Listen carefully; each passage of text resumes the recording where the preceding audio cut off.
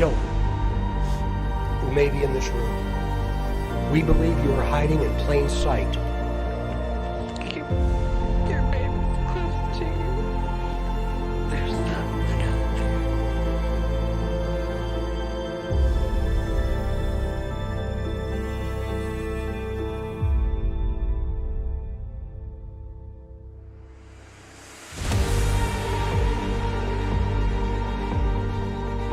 What's up, Mob Crew? I'm Chris, and today's missing person case is Don. Also, today's person of interest is Olivia. Today's missing person case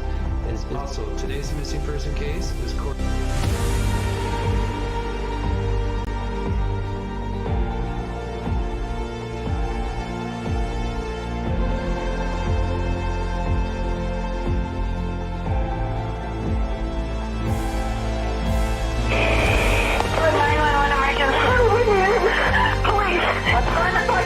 What's going on there, man? We have a kidnapping. Hurry, please, Wayne.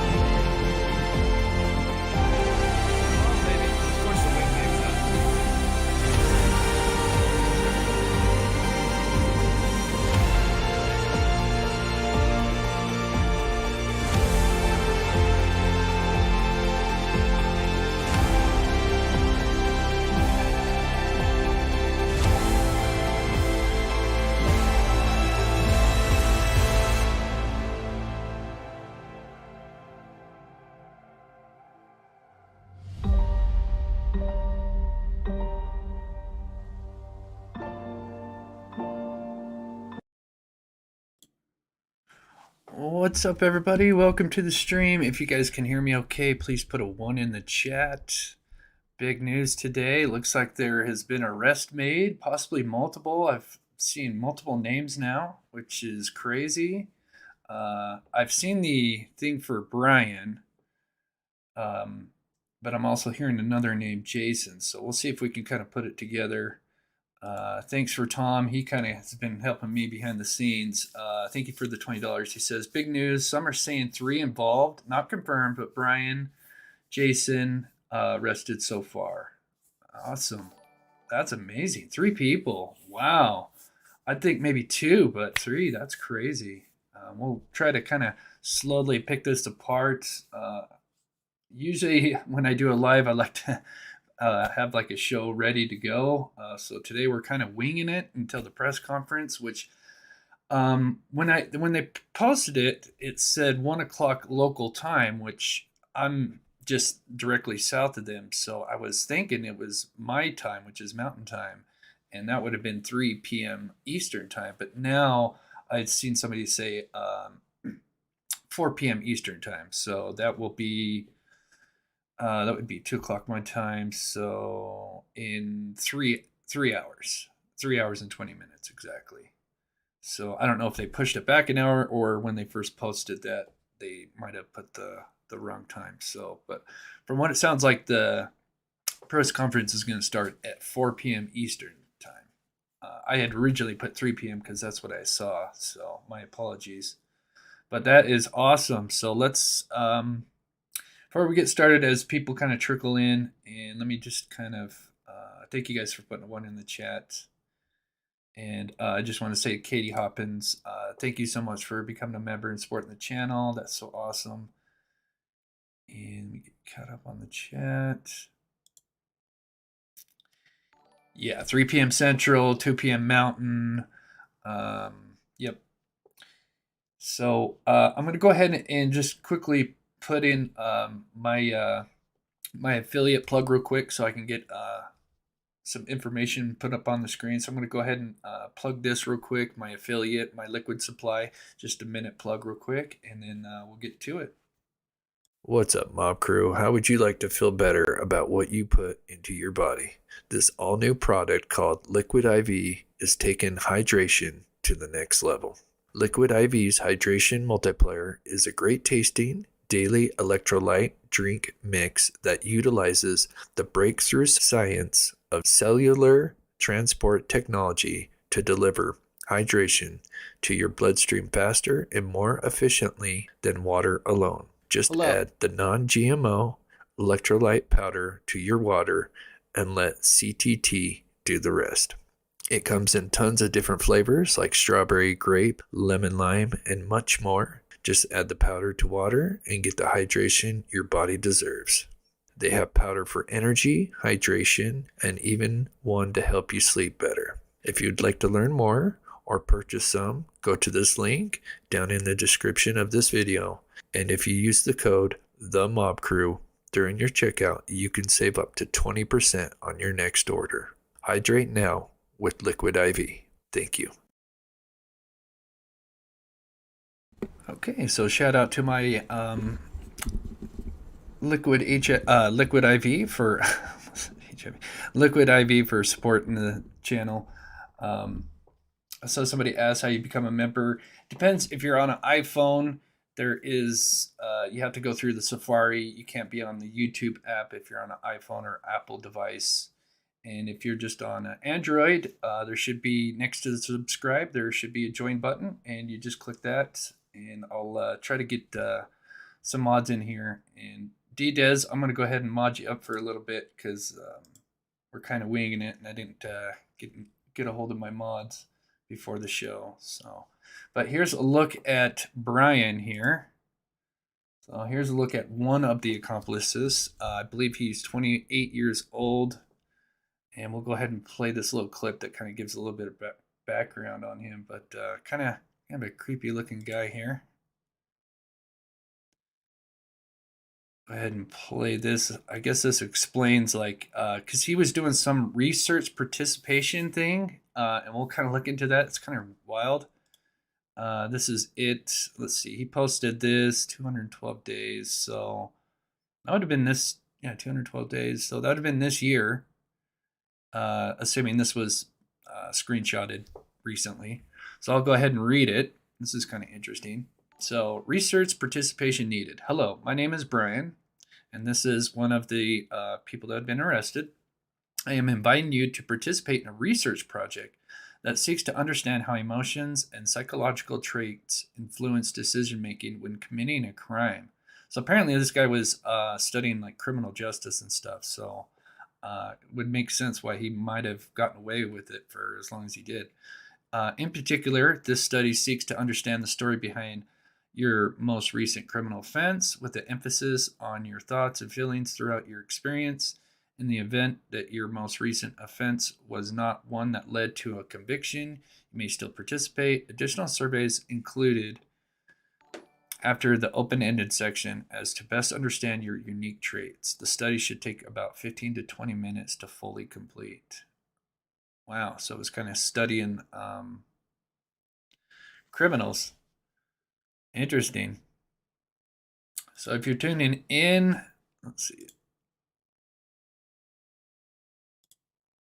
Let's take a look at this guy. This is Brian Christopher. I guess this is the mugshot. Interesting. I didn't even know that. So yeah, this is the mugshot of the guy. That is crazy. Let's see. So I'm going to check the chat here.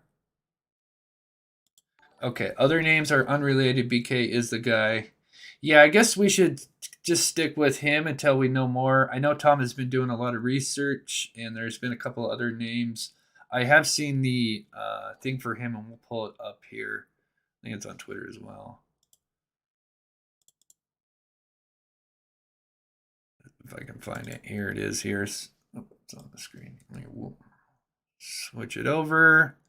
So I guess this was today. I apologize, it might be a little fuzzy, so I'll try to read it out. This is just the Commonwealth of Pennsylvania versus Brian Christopher Kohlberger.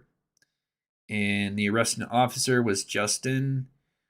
And this is obviously today's date. This took place, I heard, like 3 a.m. We'll see if we can find a news clip. I'm sure there's got to be some out there now. And bail action denied.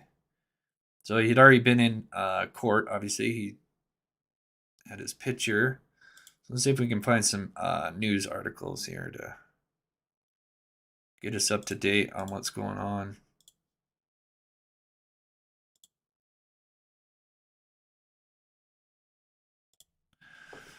So, all right, so this is from the Daily Mail. Oh, here we go. It's Washington State University criminology PhD student who is 28 arrested in SWAT team at 3 a.m. in Pocono Mountains for brutal murders of 4 Idaho college students as they slept. White Hyundai Elantra is towed from Pennsylvania home. Wow. So that car was related. Looks like possibly related to him. Interesting. Let's keep going. So the criminal justice graduate has been arrested for the murders of the University of Idaho students more than 6 weeks ago. Arrest records obtained by Daily Mail show that Brian was arrested, who's 28, after a SWAT team swooped in Scranton, Pennsylvania around 3 a.m. Then it gives the victims' names. And here is his mugshot. And so it says, sources say the authorities knew who they were looking for. Oh, interesting. Sources say that authorities knew who they were looking for and hunted the suspect down in Pennsylvania in Pocono Mountains, more than 2,400 miles from Idaho. We'll take a look at, because that's pretty far. No wonder it took him a while to catch this guy. He probably did it, and then he was out of there. It is understood that Kohlberger is a PhD college student at Washington State within the Department of Criminal Justice and Criminology. Wow. According to the college website, he attended the college in Pullman, a 15-minute drive from where the students were killed. Interesting. I'm going to go ahead and write that down so we can kind of look at that. We'll do some map time as well. I'm just going to write that down. So 15-minute drive.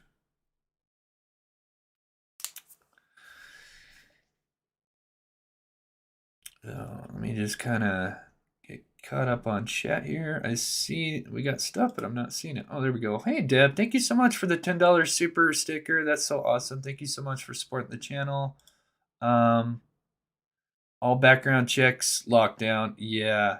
Tom's been doing a lot of research, so shout out to Tom N for he's kind of one that's kind of broke the news to me. I kind of speculated on my last video yesterday just because of the interview with Detective Fry. Kind of had that weird smirk on his face and wasn't sure if it was just a nervous smile that he does, but it seemed like he knew more. Obviously they knew more, but it seemed like they were ready to make an arrest, and he was already talking. And actually I have to give credit to Steve from True Crime Web. When we watched that interview, he noticed that when he started talking about the jury, he thought that was kind of interesting and felt like that was, odd that he would already start, Detective Fry would be talking about a jury trial. So shout out to Steve. He kind of pointed that out, and he was right. He said something was probably going to happen, or felt like that was kind of a clue, and it was right. Thank you so much, Tom, for the $20, buddy. You're so awesome. Heath Nevitt, I love that name, Heath. Welcome to the mob crew. Thank you so much for becoming a member. Chat's going really fast, so I'm going to go ahead and slow it down real quick here.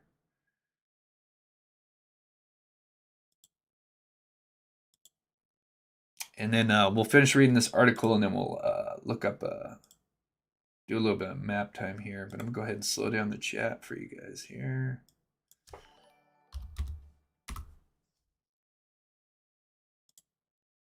Okay, hopefully that'll be a little bit better.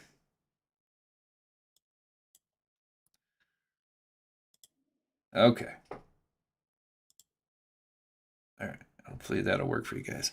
All right, so I'll finish reading this, and then we'll kind of look at where he was arrested and where everything happened. He graduated from, and I'm going to write this down too, DeSales University of Pennsylvania. Interesting. In May of 2012. So he graduated from DeSales University of Pennsylvania in May of 2022 with a Master's of Arts in Criminal Justice. As part of his research, Brian posted an appeal for help on his social media, which we just read, with his research, which was looking at how emotions and psychological traits influence decision making when committing crime. That's so crazy. According to NBC News, a white Hyundai Elantra was towed from the home where the suspect was arrested. Wow. So here was that little docket here. This one looks a little different. See if we can see anything on it here.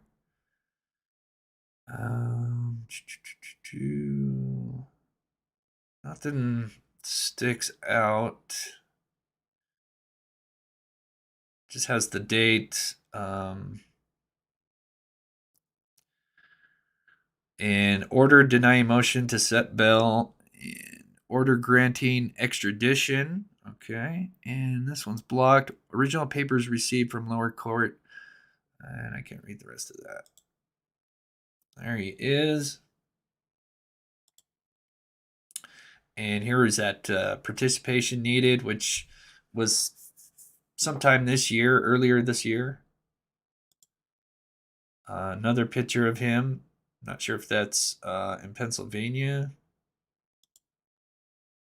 Then we have the victims, sadly. At least now they have some justice. Okay. All right, so we read this. Okay, so Moscow cops have been hunting that exact vehicle in the past 2 weeks in connection with the killings. Brian appeared in court this morning with Moscow police confirming that they will hold a press conference at 4 p.m. Eastern Time. Okay. Spokeswoman for the department declined to comment on the arrest when contacted by Daily Mail. Authorities were left baffled by the brutal killings.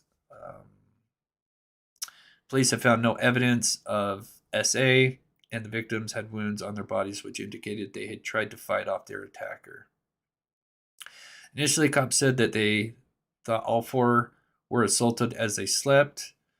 When Gonsalves' father saying she had the worst injuries, which was his daughter Kaylee, suffering gouging wounds and ribs. The chief of police of Moscow Police Department himself admitted that investigators did not understand how the two surviving roommates, Bethany and Dylan, appeared to sleep through the attack. When they arrived at the scene, they said they found Xana and Ethan, who were in a relationship on the second floor, with Morgan and Kaylee sharing a bed on the top floor. Okay, so we're just kind of going over the murders. Let me check my phone here. Okay, so 2 guys and a driver. Brian is the main guy. So it looks like it maybe, and until we can completely vet this, but I do, Tom does excellent work, but so it looks like Brian is the main guy and there could be some possible accomplices, like a driver, which that would make sense. Sweetie Pie, thank you so much for becoming a member. You're so awesome. Good to see you, Karen Lee. Let me know how chat is. Hopefully everything's good. If you're just tuning in, there was an arrest made. We've got Brian as this, I guess, the main suspect, and then possibly some accomplices. We've heard some other names, but we'll kind of wait until we get the official word in. So let's see if there is some videos out there. There's got to be. Okay, let's look at this one here. Enforcement source confirming to Fox News that police have taken a suspect into custody in connection with the murders of 4 University of Idaho students. Now, we don't know why that person is in custody at this time. We are told the suspect is in his mid-20s and was taken into custody in Scranton, Pennsylvania. Now, he's already made a court appearance. He is reportedly a college student, but does not attend the University of Idaho himself. Police say that all 4 students, the victims, were stabbed to death inside their campus. Sorry, you might not be able to hear that very well. Sunday, November 13th. 2 other students in that home at the time survived and were uninjured. Okay. Police are scheduled. So nothing new in that one. Okay, here we go.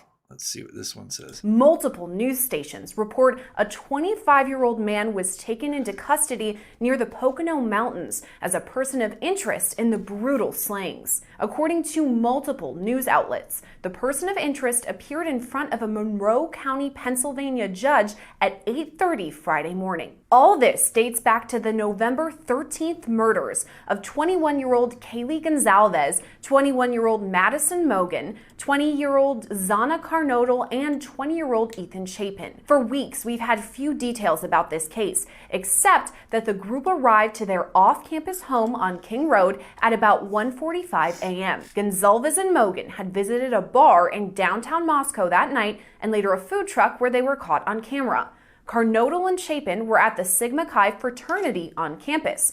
It wasn't until later that morning, though, at 11:58 a.m., a surviving roommate called 911 to report an unconscious person. Officials arrived to find the victims stabbed to death on the second and third floors of the home. They later said there were no signs of forced entry, and they cleared the two surviving roommates as suspects. For weeks, Law and Crime Network has reported on a White Hyundai Elantra that police said was a vehicle of interest. The car had been spotted near the crime scene the night of the murders, and after that, internet sleuths found vehicles similar to it on security camera, body camera, and doorbell camera footage around the crime scene. Since then, though, Idaho authorities have kept most news close to the vest, not even publicly announcing a suspect or murder weapon. But we're expecting to learn more information at a press conference scheduled for 1 p.m. Mountain Time. Law and Crime Network will bring you all the latest updates as they happen. Reporting for Law and Crime Network, I'm Sierra Gillespie.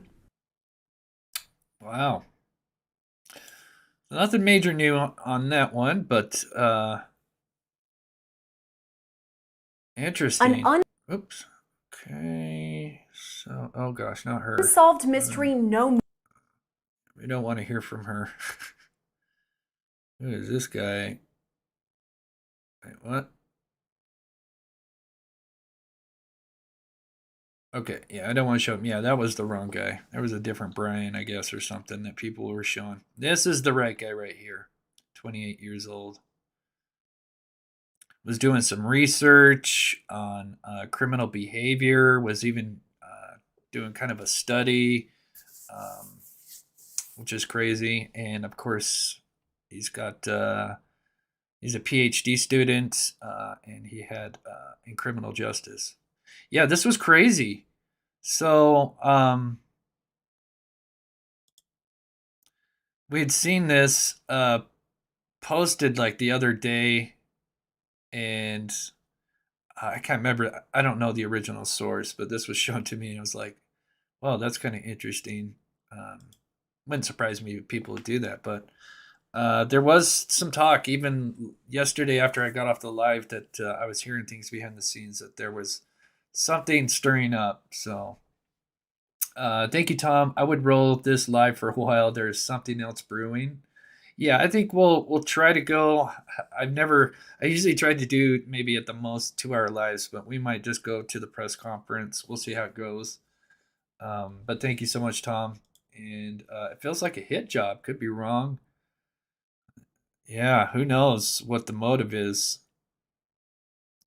Let's see if News Nation's got something out here. Thank you so much, Tom, for the $10 and all your research and helping me. I really appreciate it. Martin says, yeah, you got the Epstein face.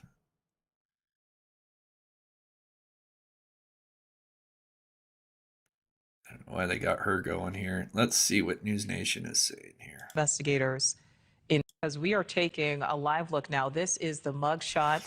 We just received this. This is a mugshot of the suspect who is now in police custody.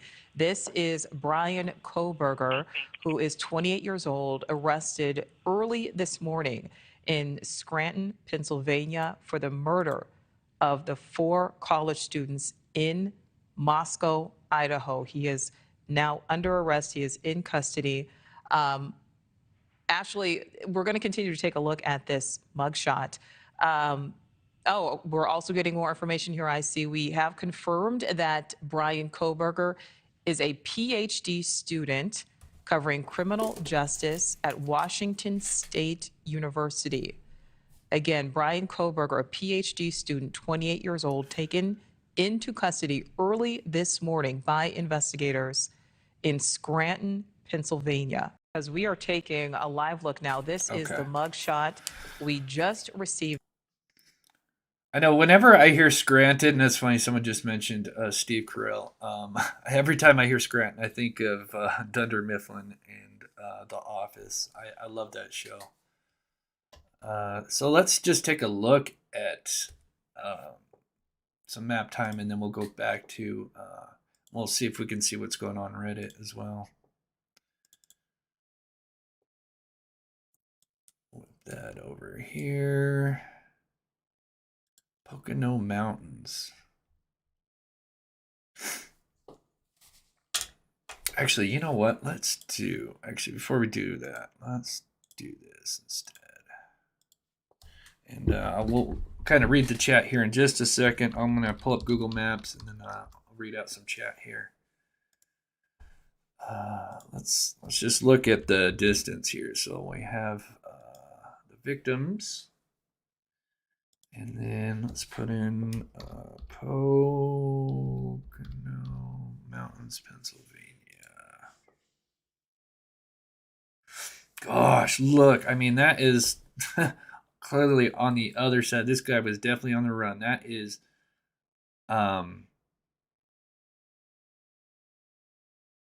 says 813 hours. Oh, that's walking. I'm like, why does that say 813 hours? Let's try driving.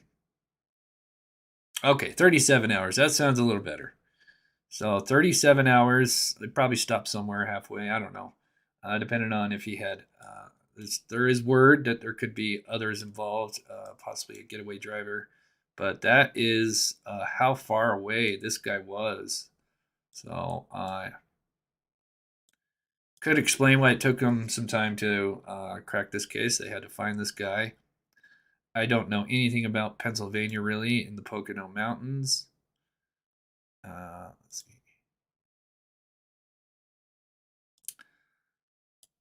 Looks like a good place to go and hide, that's for sure.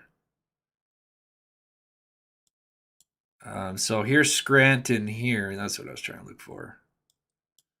Well, here's Scranton, Pennsylvania.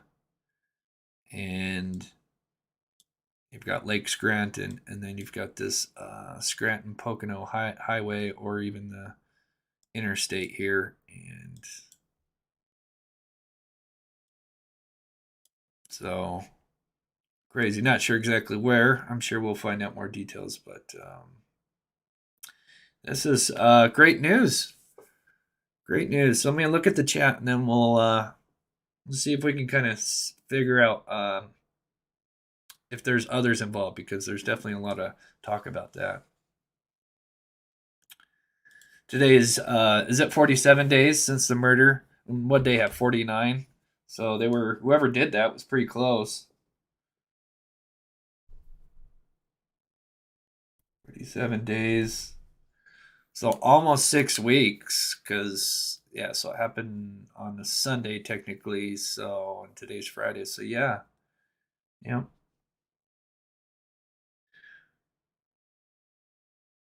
So if you guys are asking about the press conference, it is at, and I apologize because I originally had it set for, because when they first posted it, they said 1 o'clock local time, which they should be in my same time zone. So I thought that would be 3 p.m. Eastern, but they're saying 4 p.m. Eastern. So 4 p.m. Eastern, 2 p.m. Mountain Time, and that would be 1 p.m. Pacific time, right? Or noon Pacific.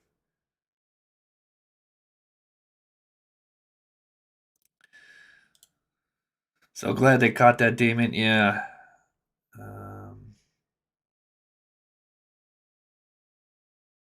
I'm wondering if he was in CODIS. Yeah, I wonder what tipped him off. It sounds like, at least in one of those articles, it sounds like they kind of knew who they were looking for. And I could see why it took him a minute to arrest this guy. Especially if he's hiding out I mean, look at that. I mean, he drove all the way across almost the entire United States. I mean, that's how far. Oh, okay, that's right. I guess since Idaho is a little bit, so actually that would have been okay. That's why I got that wrong. That is a different time zone because the time zone switches right on the border here of Utah and Nevada. So that was my apologies. But so here is this guy, and let's look at let's see if there's what's going on in Reddit here.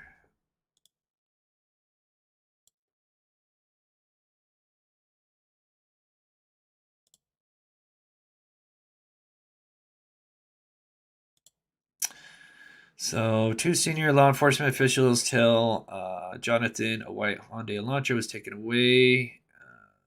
Suspect was apprehended Friday. Police have been looking for one in connection with the case. Okay, so, right. Oh, interesting. It's nothing big, but the cleaning process has been halted after new development. Interesting. Because, yeah, I guess they were going to start cleaning it out today. So, update process stop. Moscow police say the cleaning was halted due to new development will be explained at the 1 p.m. news conference. So 4 p.m. Eastern time.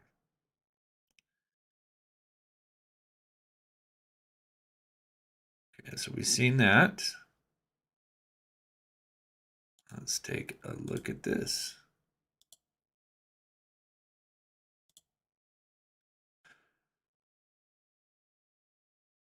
Let's see if there's anything new in here.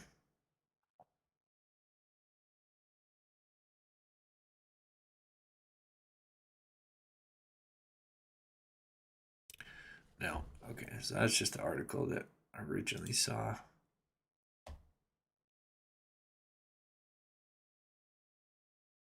What is this? Okay. Oh, wow. This is a picture of what was. So, yeah, they were already there, ready to start cleaning, I guess. Let's save that picture for later. Plastic sheeting just put up to shield crews removing items and furniture from view during removal. Huh. Oops. I want to show that guy.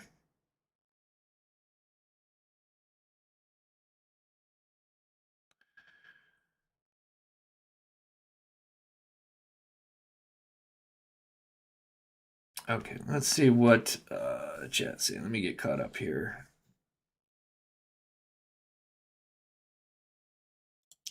Gar was seen in the area of the crime. Maybe someone's camera got a pic of excuse me, of the license plate.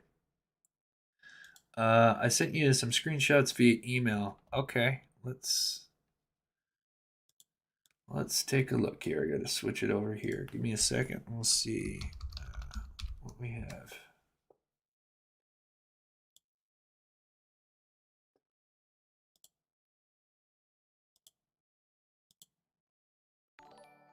Oh, okay. This is his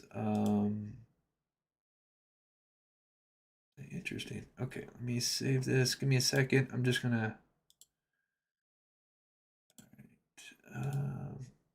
oh, I do have that. I'll save that. This is showing some of his background in his education, it looks like. So let's see here. I got it saved in there. So yeah, this was I found this, and so his activities. So this is Brian in the News, June 5th, 2018, May 29th, 2018. PSI Beta. As a member of PSI Beta, students are encouraged to attend to help orchestrate events. By Brian. Okay, so I guess this was written by him. Just kind of reading it here. All right, nothing too major in that. Let's look at this other thing here. So I guess this is the class of 22, and here is Brian, Master of Arts in Criminal Justice. Wow. Lisa says, I know the area, Pocono Mountains. We had a house there. No kidding. How creepy. That is a long ways. Um, genealogy crossbank saying DNA left behind. No CODIS records involved. I think cleaning was a figure of speech. Yeah. Uh, interesting. Saying DNA left behind. Yeah, I think there was definitely. I mean, we kind of covered that in the show. But thank you so much, Tom. And yeah, we kind of watched as they were definitely taking some kind of blood sample from the living room. And if you missed that, maybe we'll take a look at that here in a minute. Shannon, thank you so much for the $5. Shannon says PhD in criminal law. No kidding. Yeah. Is this guy going to represent himself? And this is. Oh, this is probably where you got the information.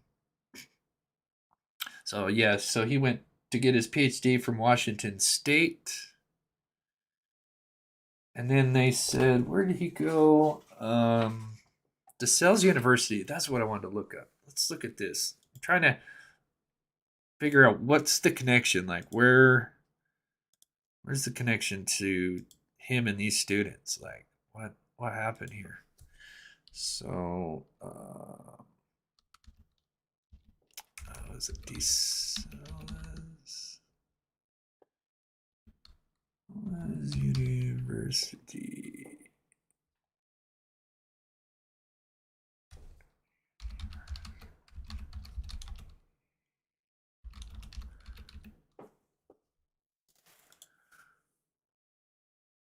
Said it was 15 minutes away. Pullman. Oh, that didn't pull up right. DeSales University. Let me Google this real quick. University. Oh, so it isn't. They said it was. Oh, maybe 15 minutes away from Pocono. Maybe that's what it is. Okay, that's probably what it is.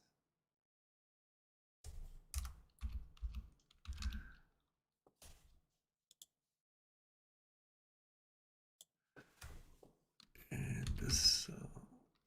Oh.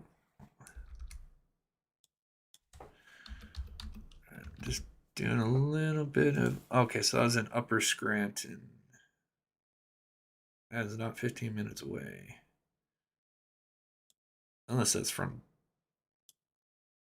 Is there another DeSales University? That's weird. I thought she said it was 15 minutes away from the University of Idaho. I'll have to go back and look at that.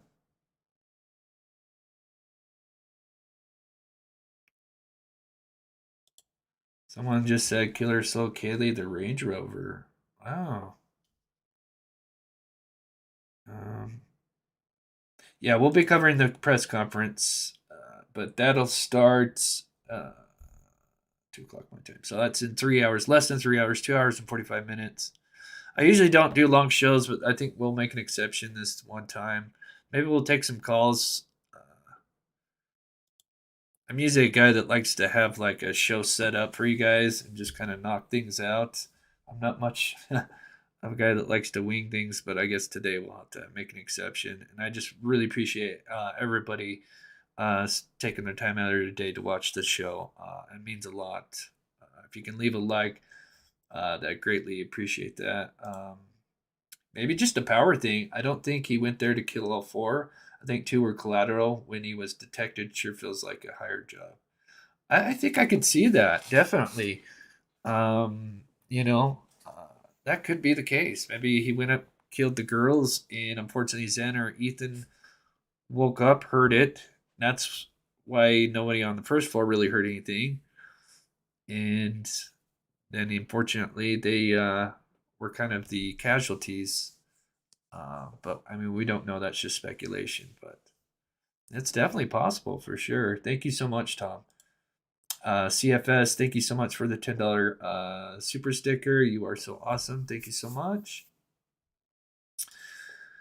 Yeah, I've heard there's multiple arrests made, but we still haven't seen anything. So I'm going to refresh here. I don't want to be saying names and have to backtrack because let's go back here.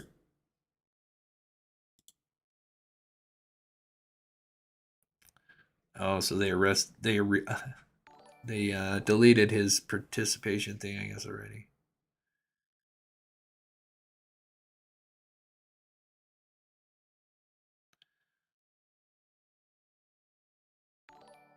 Oh, okay. So interesting. There's an extradition hearing at 3:30. I'm gonna go ahead and write that down real quick.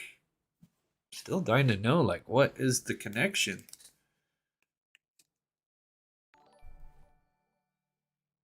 The killer speaks. Ooh, we're gonna have to check this out. 3:30 Eastern Time, Tuesday. So it looks like he's got his extradition hearing set for January 3rd at 3:30 Eastern Time.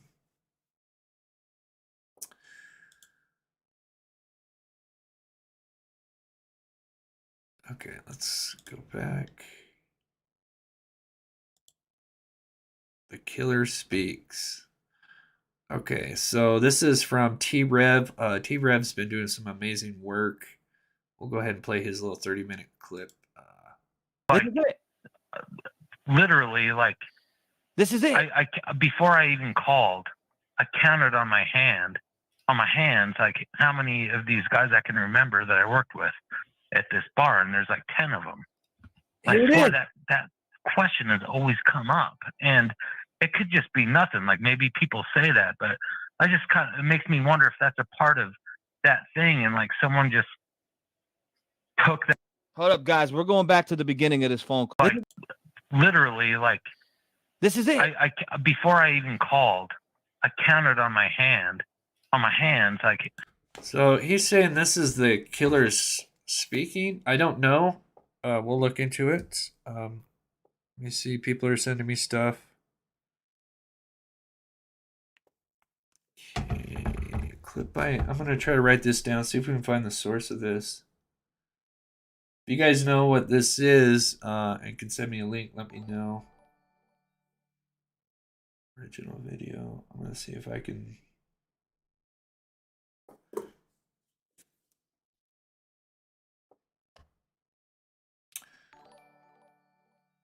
Okay, let me get to these.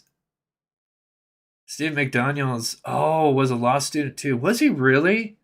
Yeah, he was the creepy neighbor that did the interview. I forget the victim's name. Apologies. But yeah, I know Steve McDaniels. Thank you so much for the $5. That's interesting. I forgot about that. Thank you so much, Kevin. Great job, Mob Crew. I appreciate that. I am certainly nobody special. Just like to cover true crime. And also, we like to go out and help with cold cases and stuff like that. And apparently, there's might be some new updates. I mean, gosh, we had pretty much they finalized the Moab murders. They did a press conference yesterday, basically saying they found the guy, which was Pinkerman. That's for the newlywed couple, Kylan Schulte and Crystal Turner. And they pretty much finalized that because he offed himself, so they couldn't really, go to court or anything. So, but that was nice to have that closure for there, and they kind of put everything together. So I might do a video on that sometime this weekend. Just go over the basic details on that. And then Dylan Rounds, there might be an update on that as well. So really exciting. At the end of the year, so much stuff is happening. It's amazing. My theory was always he was very well known or didn't know them at all. I'm leaning towards didn't know them at all. Yeah, like why did he pick this spot? I mean, this is not an area that it's just in a rural spot. This is a dead end. I'm trying to go back to my... I mean, I'm sure we're going to learn a lot during the press conference. Hopefully. So, but yeah, there's got to be a connection here. I mean, to drive into this, dead end road here. And he went to Washington State, still trying to figure out what's the connection to Idaho or the students. I mean, he says, surely there's a connection. I would have to assume.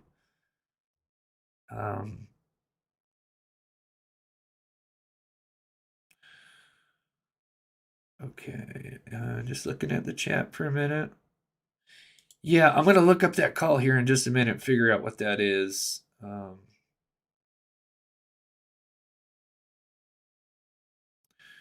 Looking at. So let's see. I'm sure there's got to be some other videos out now by the official news.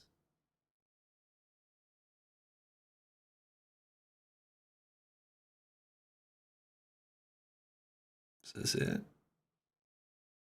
In a professional cleaning crew to go to the residence and begin cleaning. Part of the reason we're doing that is because of the biohazards as well as chemicals that were used during the investigation. So there will be activity over at that residence on King Road, and we just want people to know about that. I'd like to update everybody on the amount of tips that we've received.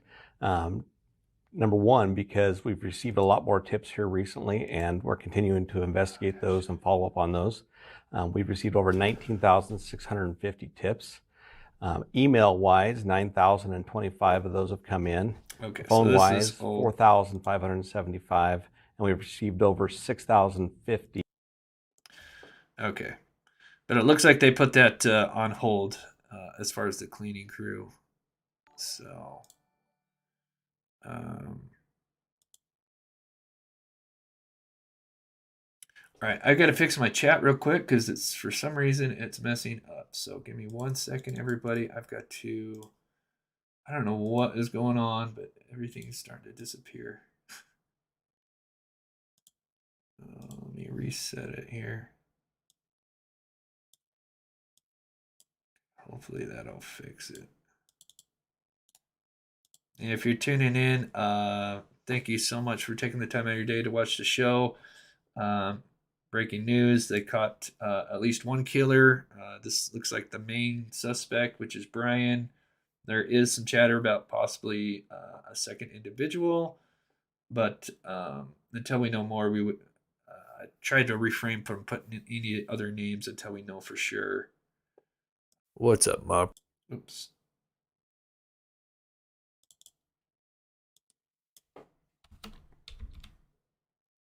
Okay, let's see if that works. Okay, perfect. Okay. All right, so still haven't figured out the connection to this guy and the girls. This is the thing. I mean, this guy has got a background in criminal justice.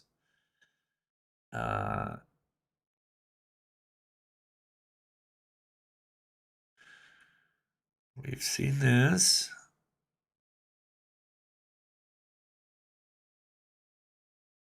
What is this? Oh, no, that's on the 26th.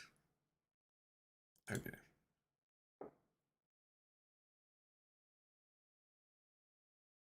Nothing from that.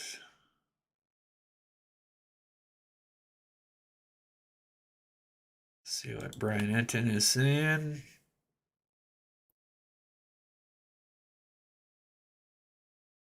Okay, let's see. I am told when Idaho suspect was in custody, he asked if anyone else was arrested. Oh, wow. Okay, interesting. So let me say that again. So Brian Enton tweeted, I am told when Idaho quadruple homicide suspect Brian was in custody, he was quoted saying, asked if anyone else was arrested. I'm told he had a quiet blank stare. So maybe that could be an indication others involved.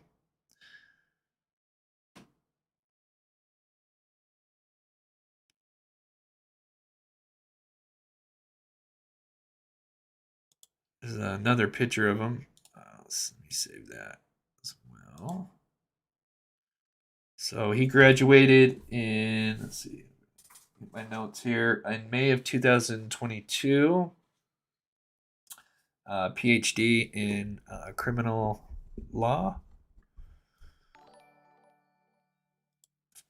Nancy, thank you so much for the $5 super sticker. You are so awesome. Thank you so much.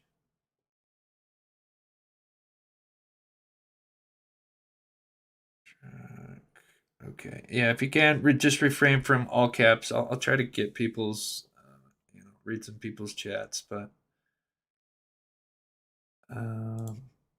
yeah. And as a matter of fact, I'm gonna go ahead and pin that real quick. Thank you, Karen. So people know that what time that's set for.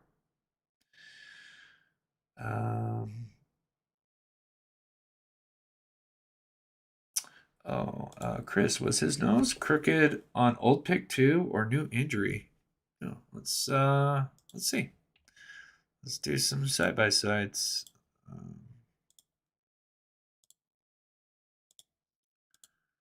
Then we'll look up some news clips because there's got to be news clips by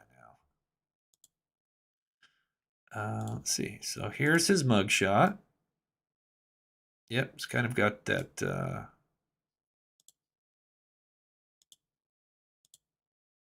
Obviously, he's had 6 weeks to recover from any major injuries, or at least like cuts. To the photo. Oh, there it is.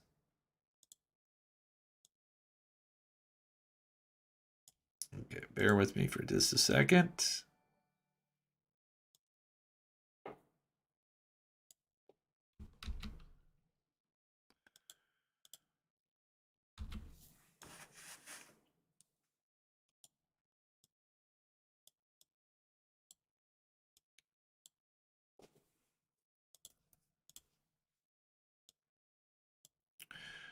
I'm just gonna crop it up. Okay, let's see. Oh shoot, kind of had his head a little bit lower than I wanted to. Oh, it sucks. Yeah, it does look like it. It's kind of maybe. It's tough to tell. This picture is a little grainy, unfortunately. But I would say that's the same guy. Yep. Yep, same here. But yeah, it's a little tough to tell. But that's not a bad observation though. Wonder if he'd had. I'm sure you'd think he'd, with that kind of altercation, would have had some defensive wounds. But we'll save that. This one here. I had to take a sip of coffee here. So let's see if let's see. We'll leave that up for now. And okay, so we read that. Cleaning process. Let's see if there's anything in Reddit, and then we'll see if we can look at some news articles here. There's got to be stuff here.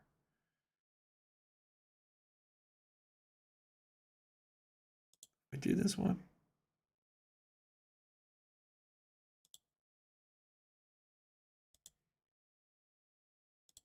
News officials say they have arrested someone in Pennsylvania.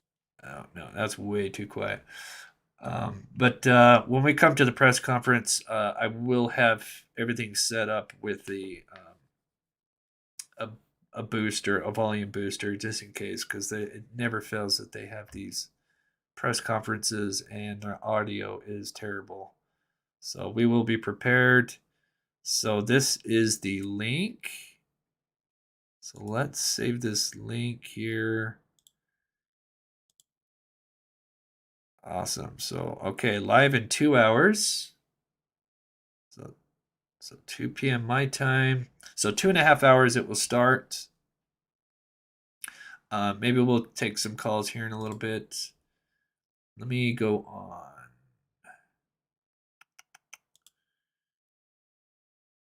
So that's the university he went to. There's got to be some news clips.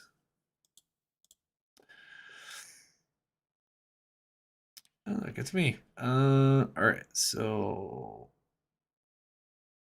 Okay. Oh, here we go. All right. 3 minutes. Let me play it. Here we go. So I just got my. Okay, let me get this real quick, and then we're gonna watch this. This is new from News Nation. Haley, thank you so much for becoming a member and supporting the channel. You are so awesome. And one more. He played golf. Ethan played golf. Possible connection. Ooh, okay.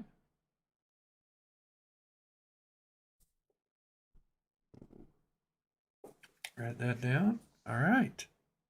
Entire apartment clean for $19. Seriously, $19. We're talking Okay. laundry. I have to say this. All right, it's so weird. So I made a video yesterday about the cleaning crew. You know, they're going to be cleaning the house today and everything. So after I made that video about the cleaning crew and everything, I swear all my advertisements have been something about cleaning crews or anything to do with cleaning, laundry detergent, cleaning crews to come to your house, all this different cleaning stuff. It's been crazy. It just shows you how much, they watch your stuff. Okay, make sure you guys can see it okay. All right, looks like the sound's good on this as well. There's been a couple individuals that were cleared very fast. That may not. Maybe he shouldn't have been. It makes sense if there was some bad behavior that they did. Let's say, I don't know, they came from a strip club or something, and then somebody followed them home. That's a targeted thing. That's what comes. I've had innocent people that were interviewed that were their neighbors, and they said, I'd be a lot more scared if it wasn't targeted. All right, so we just heard there from Kaylee Gonsalves' family, her parents and her sister there talking with our Brian Enton a few weeks ago about the latest on the investigation as this investigation has proceeded. But again, we are following breaking news this morning because we've learned there has in fact been an arrest made in connection to those murders. The suspect's name, Brian Kohberger. This is his mugshot. It was taken early this morning because he was arrested early this morning around 3 a.m. Eastern Time in Scranton, Pennsylvania. We have learned that Kohberger is a 28-year-old PhD student in criminal justice at Washington State University. Now, Washington State University is located in Pullman, Washington, which is just miles from Moscow, Idaho. Now we want to bring in Lauren Matthias. Lauren is the host of the Hidden True Crime podcast. Lauren, thank you for giving us some of your time this morning. Okay, I'm going to pause this real quick because I don't want to get in trouble. Even though I think News Nation has been really nice to me. They let me come on the show with Ashley Banfield, which was such an honor and a humbling experience to do. So I'm just going to quickly pause it for a second so I can kind of commentate. Thank you so much, Bubblegum. I love that name. Bubblegum, thank you so much for becoming a member. You are so awesome. And so we'll keep going. Talk about first your reaction to this breaking news. Yes. Well, my husband and I, doing a very, very late night podcast, decided to sleep in and woke up to our phones both just blowing up with this arrest. It has taken already the true crime community by storm to hear that this gentleman, Brian Kohberger, has been arrested, a 28-year-old who was going to school actually quite near Moscow, Idaho, despite his arrest being in Pennsylvania, right? So what true crime sleuths have already uncovered and are uncovering on him is mind-blowing. Again, I'm on the Pacific coast, so I really did. It's our early morning. We are all learning about this at the same time. We're just waking up, and it's incredible. I can't even go through all the information coming through, but my first thought, just so you know, my first impression waking up to this is yes, finally. I did not want this to go cold. I did not want this to be a Delphi case where we have to wait 6 years.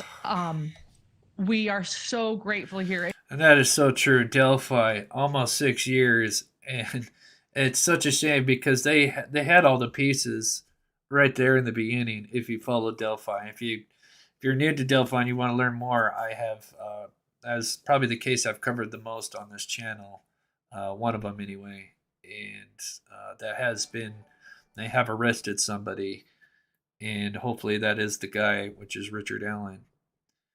Hidden true crime, that there has been an arrest, and we are looking forward to learning more. And our thoughts are with law enforcement right now. Absolutely. And we will be learning more. We know that investigators will be giving an update this afternoon at 1 o'clock local time there in Moscow. That is 4 o'clock Eastern, 3 o'clock Central. We will be carrying that live here on News Nation. Thank you for watching. Go to newsnationnow.com to find News Nation on your television provider. And don't forget to click the red. Interesting. Yeah, so they said he went to school somewhere near that area, and so that's what I'm trying to look up right now. Tom says, this guy has removed himself from all social media. I bet he crapped his pants when they said that they were looking for a white Hyundai Elantra. Yep. Interesting, though, that he disappeared from social media. Hey, Chris. I'm glad they caught him. Thank you so much, Paula, for the $2. Me too. And I don't know why. I'm having trouble with my chat. It starts to disappear. I don't know why. I'm going to have to fix that. Let's see. Let's play another video, and then I will fix the chat here. Oh, go back. And then we'll see if we can find out which place he went to. Let's see, did we play this one?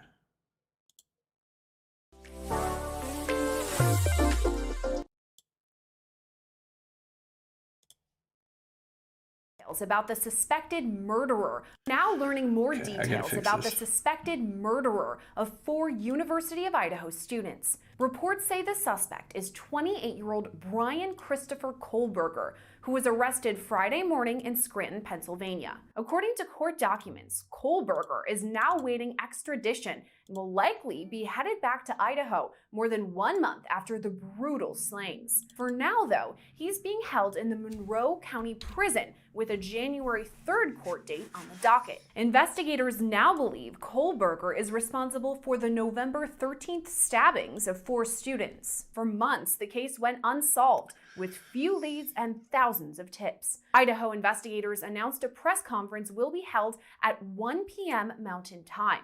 Law and Crime Network will live stream that press conference and bring you the latest details as we have them. Reporting for Law and Crime Network, I'm Sierra Gillespie. Yep, so if you're tuning in, the press conference is going to be in 2 hours and 20 minutes from now. We have it already set up. This is going to be the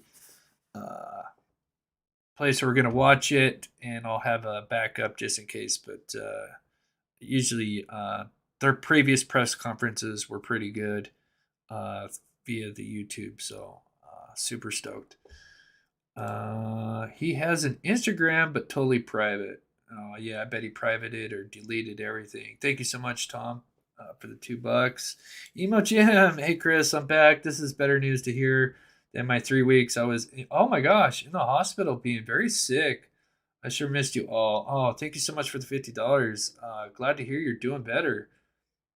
Yeah, my family, everybody except for me, is really sick right now. But it's not the flu. It's like bronchitis, cold stuff, nasty cough. I feel terrible for him. I mean, that's all I hear is either my cousin or my aunt coughing just nonstop. And last year I got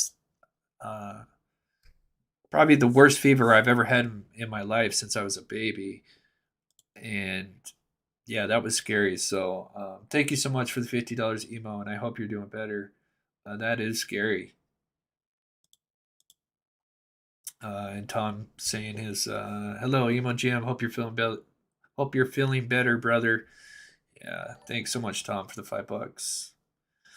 Okay, let's see if we can look up if there's any other videos, and then maybe see if I can set up, maybe do a call for an hour, and then we'll have the press conference here set up. So Let's see what this is real quick here. My friend used to pay $163 for car insurance. Now look how much he pays. Carrier has scrapped only a few dozen flights. That's major progress for Southwest. This after a series of mass cancellations that left passengers stranded, flight crews unaccounted for, baggage. First say, Terry, that I spoke with Moscow PD. They remain the lead on this investigation. At this point, they have not confirmed this arrest, but our law enforcement sources are telling us, in fact, this 28-year-old Brian Koberger was arrested in Pennsylvania, sort of near Allentown, and that he's already appeared before a judge this morning who ordered him to be extradited back here to Idaho to face criminal charges in these heinous murders that happened nearly 7 weeks ago. As you mentioned, of course, that this town has been on edge this entire time, and this is a day that many people have been waiting for, including the Gonzalez family. We already spoke with Steve Gonzalez, the father of Kaylee, who says they don't know him. At this point, this man means nothing to them, but they are looking into him, and they are happy that this day has finally arrived. And obviously, and Jared, I want to go to you on that. Often, you know, one thinks and assumes that the longer that trail goes cold, the harder it will be to arrest a suspect. But earlier today, this man, Byron Koberger, appeared before a judge who then ordered his extradition to Idaho. So that means that they have presented a case that this is the suspect in this case.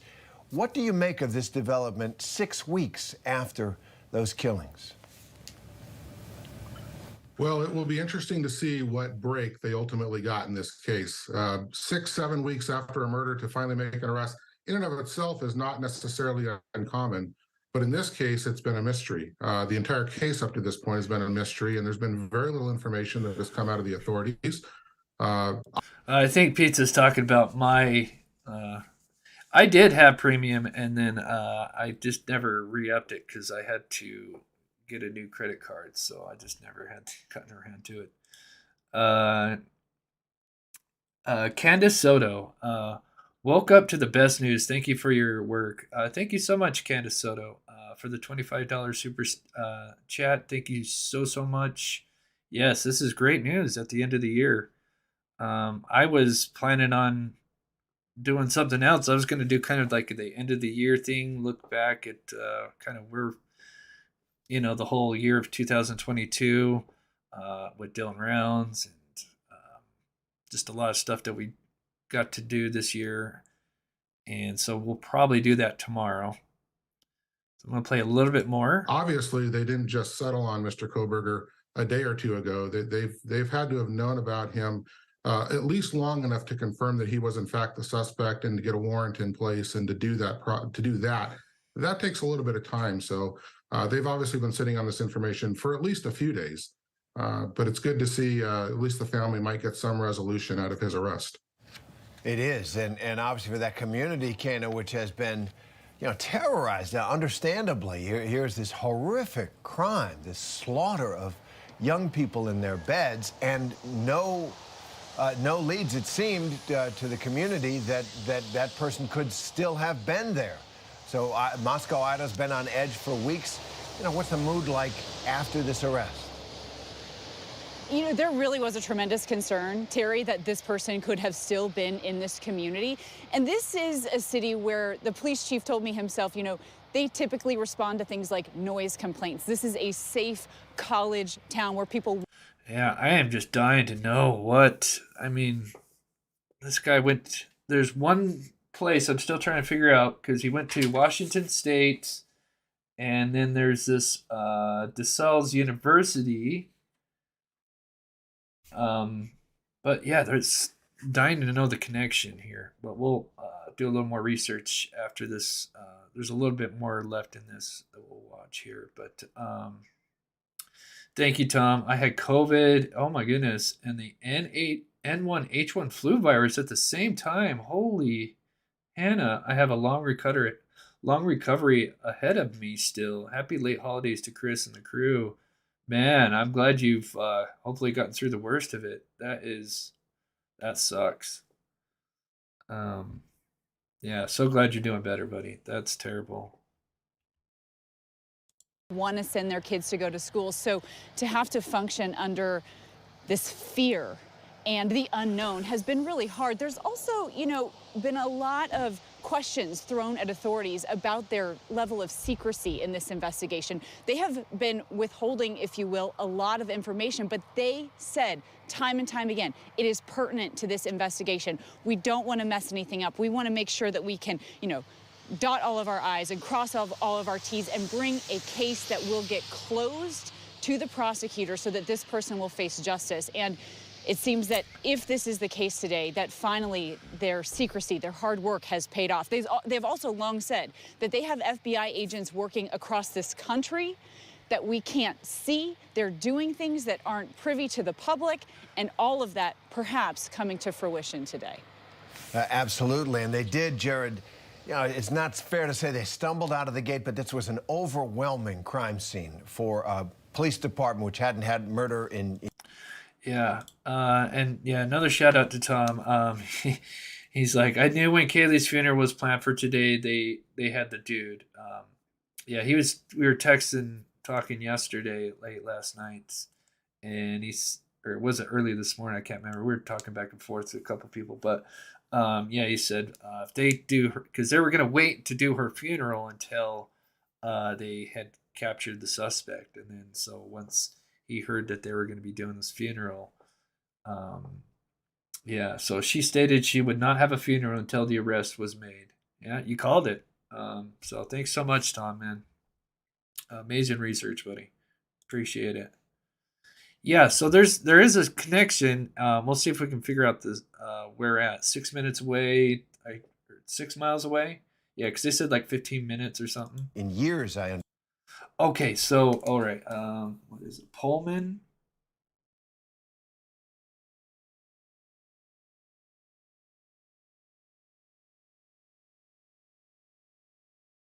Okay, Pullman, Washington, and Moscow. Yeah, they are just right there. Understand 6 weeks now after the killings. Clearly, they've been cooperating with Pennsylvania authorities and had assistance from federal authorities as well. Can you talk a little bit about, you have something that is as mystifying and terrifying as this is. What kind of process police officers go through, the police departments go through, the investigators go through when they're stumped as they were at the beginning? Well, you've got to follow the evidence, and you've got to trust the process when these things happen. Every homicide detective, every department that does these things, there is a way to do these investigations, and sometimes it can be long and methodical. You've got to chase down every lead. You've got to interview everybody. You've got to put the. Okay, so getting a lot of information, so we'll have to check Twitter here. Thank you so much, Elise, for the $5 super sticker. You are so awesome. And good to see you. Happy holidays. This town relies on student enrollment. They couldn't afford to drag this out like Delphi. Yeah, that town would have went under. They had RA from the beginning. Yeah, it sounds like with 4 victims with a knife attack, I'm sure that there was plenty of evidence. It just was a matter of time. And look at how far he was caught. On the other side of the United States, 2,400 miles. Yeah, 2,400 miles away.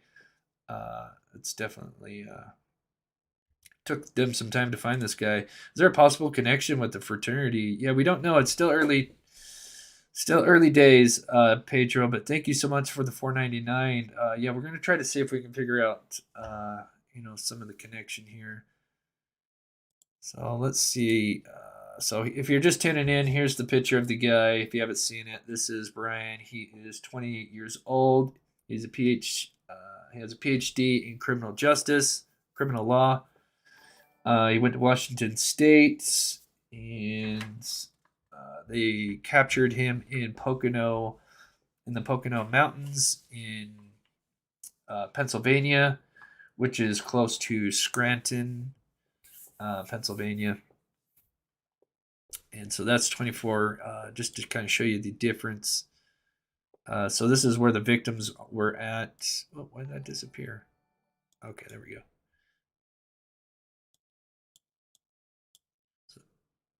Sorry, computer's just kind of slowing down. I guess we got a lot of people in here. But as you can see, that's how far away that they had to go to capture this guy. And if you guys remember, after they alerted to that White Hyundai Elantra that they were that the Border Patrol for Canada was on alert right after that. So clearly, I guess they had an idea that this person was on the run, and um, even seemed like they almost had an idea of where. That's a weird way. Took this way out. That's kind of interesting. Anyway, but yeah, so 38, 39 hours. Yeah, I don't know why it switched that. I must have dragged something over. It's weird. Oh well. My stream froze. Yeah, we got quite a few people in here. Like I said, I appreciate everybody stopping in. You guys are so awesome. Sunkissed Girl, welcome to the Mob Crew. Thank you so much for becoming a member.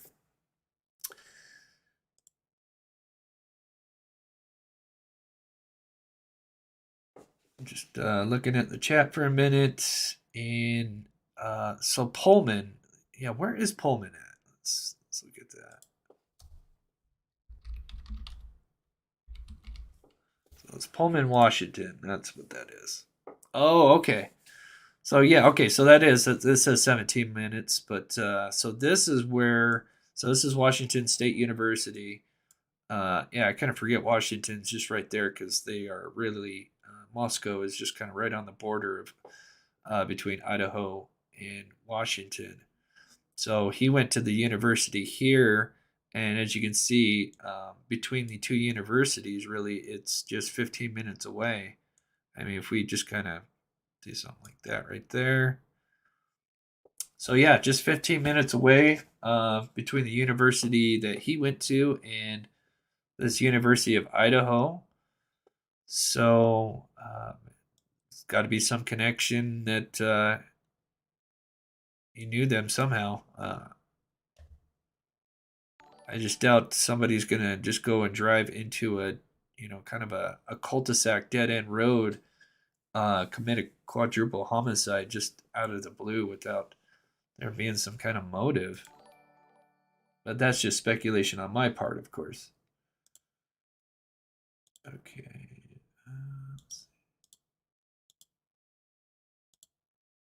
Dragging these cases out unnecessarily just creates more victims due to accusations. Yeah, that's why on this channel we try not to, we try to lean towards the facts, speculate a little bit, but I know a lot of people were thinking, the ex-boyfriend and hoodie guy just because, I mean, they were right there. The 10 phone calls to the ex-boyfriend was a little weird. So let me refresh this and see what else is coming out. Oops, that's not.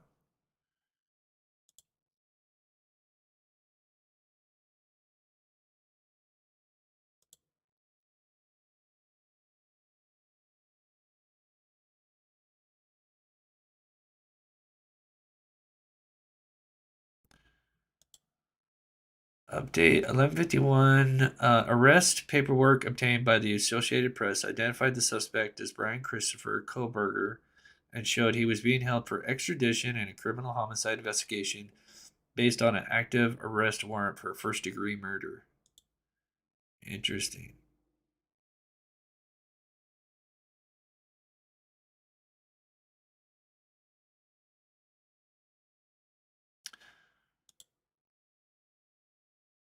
And okay, so that's the same one we've looked up a bunch of times.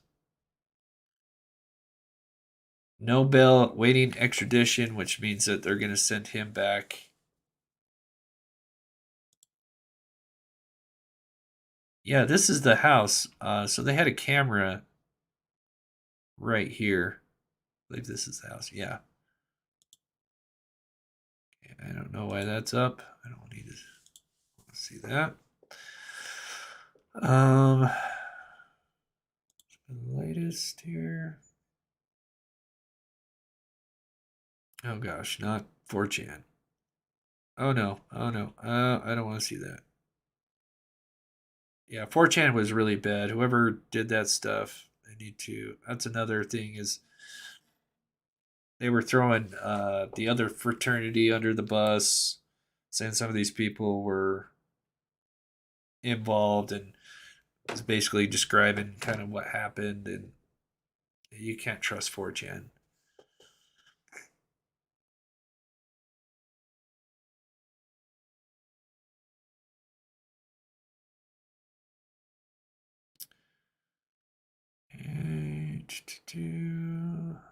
There's more people involved.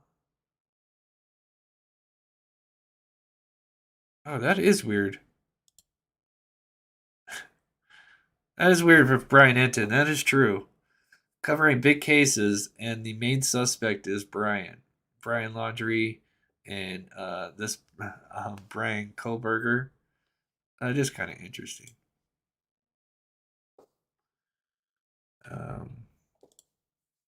Okay, let's see. Yeah, 4chan is just such a cesspool. It is. Yeah, don't go there for your source. But yeah, they were throwing a lot of people under the bus, especially two certain individuals. And I'm not going to say their names because it's irrelevant. They were trying to make it a thing about the frat boys and the fraternities and stuff like that, but that doesn't seem to be the case now. So is it true that it's the neighbor's brother? Is there I don't know. Interesting. Yeah, I'm still trying to learn about the connection between all of this, but yeah, thank you, Caesar, for the $1.99. I have not heard that, but and there is some talk that there's some other people possibly involved, but I really don't want to say their names, the other two, until we 100% sure. But I guess this guy was quoted saying, "Did they arrest anybody else?" What did he say? Let's see. I think it was at the top here.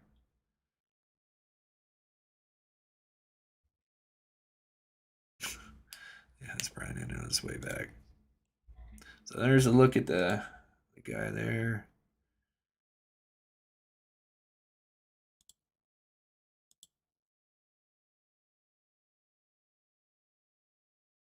Down to Pennsylvania. A SWAT team entering the location that he was staying in the middle of the night to take him into custody. He was just denied bail this morning. Cops have received nearly 20,000 tips in this case and conducted more than 300 interviews since the killings on November 13th. Somebody stabbed the 4 University of Idaho students, Madison Mogan, Kaylee Conclaves, and Zaina Kurtnodal and Ethan Chapin in their rental home across the street from the university. 2 roommates survived and have cooperated with this long investigation. Now, police haven't shared many details about that investigation, just their hunt for a white 2011 to 2013 Hyundai Elantra spotted in the area around the time of the crime. But the vacuum of information really has fueled online speculation into possible suspects. The murders rocking the small college town. Police finally finishing processing that crime scene nearly 7 weeks later, an indication of just how grisly the scene was. That happened this morning, and now the house is being cleaned by a biohazard cleaning company to be eventually returned to the property owner. Now, at this point, as far as the suspect, still unclear what, if any, relationship the suspect had with his students. We are hearing that he was a grad student at DeSales University. That's it. Okay. Thank you so much, Richard. I think he appears in the corner bar pig. We could take a look at that.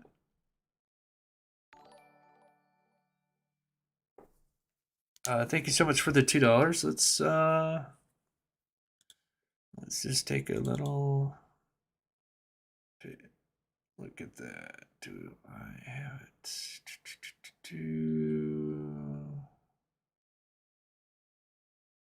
Where did I put it?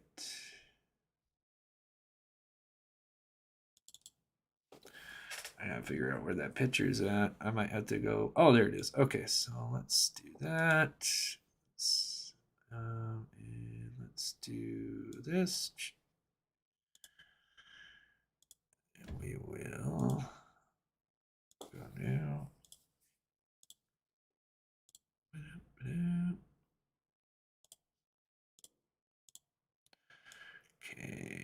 Let's see if we can blow it up here. Not covering anybody's face.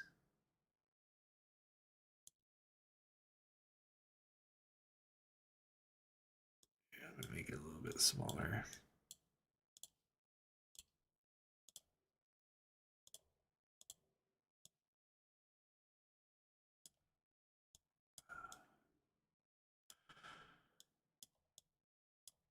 Now, I think the guy sitting in the corner is Adam. I'm not 100% sure. So this guy that right here, I think that's been identified as Adam. I'm not 100%. So he's got that kind of short, curly hair. Clearly not this guy. This guy's kind of got the short, curly hair, but I'm pretty sure someone said that was Adam, but I'm not 100%. Now, keep in mind, this is 6 weeks later, so we don't know if he, had facial hair. I mean, the other guy would be this guy here. I'm assuming this is maybe the ex. This guy is. I don't think this guy is it, just because he's kind of got really short hair, kind of not the same hairstyle. So I don't think so. The guy kind of looks like it, but I think that's Adam. The only other person I could really see would be this guy, but he's got a little bit of a goatee. So I don't know. 100% on that.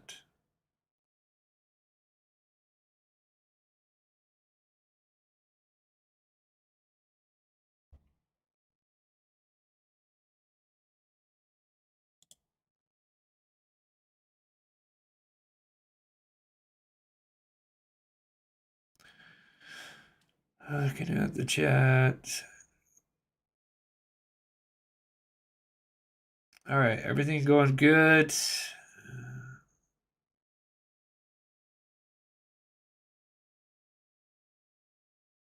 All right. So I don't know. I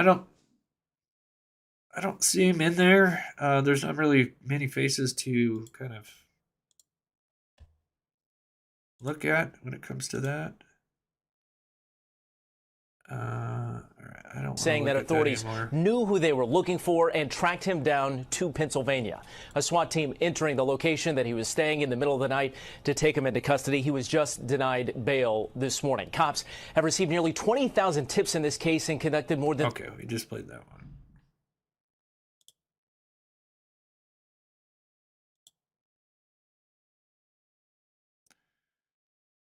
All right, let's look at this here. So we've seen this. We've seen that picture. So it looks like he's, I guess he presents himself as clean cut. Oh, here's some pictures of the arrest. Okay, now that's what I'd like to see. Let's take a closer look at that.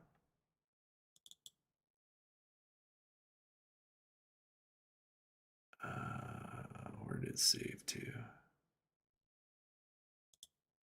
Let me go back real quick. Okay, so it's in there. Okay, here it is. Okay, so the Idaho killer has possibly been found literally in my best friend's backyard. Whoa. In Indian Mountain Lake in Albrightsville, Pennsylvania, in Monroe County. Albright. I'm gonna write this down real quick, and then maybe we'll Google over there. Indian Mountain.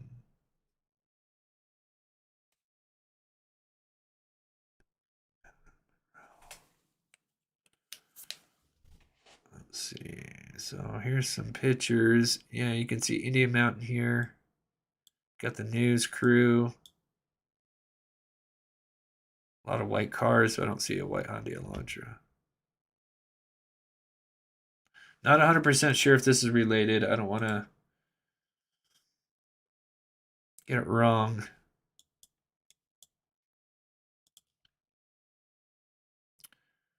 Let's see what...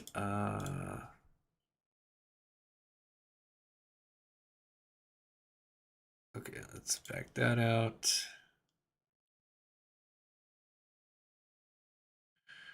Creeped out. He was found in the county I live in. Idaho quad murder suspect was arrested in Monroe County. Okay. That is interesting. Okay, let's look on Reddit, and then we'll see if we can look up where that Indian Mountain is at.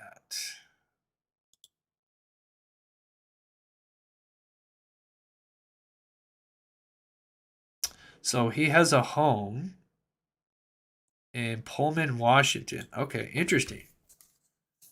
Oh, here we go. Here's some new intro. Okay, so he is. It's all written down in order here. So Pullman. And then, oh wow, this is his apartment, I guess.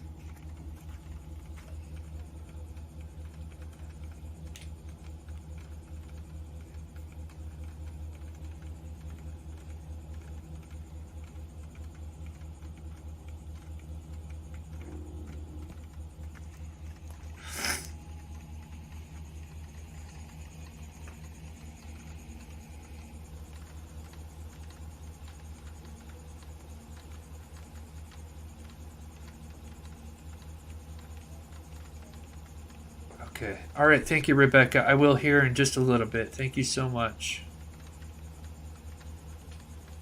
This is really interesting. So I guess they're at his apartment. Because they got a search warrant.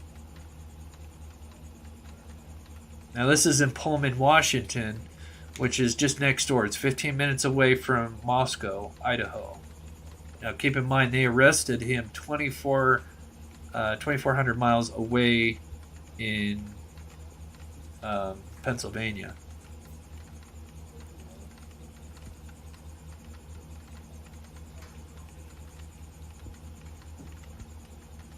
Let's see, how long is this? It's almost over.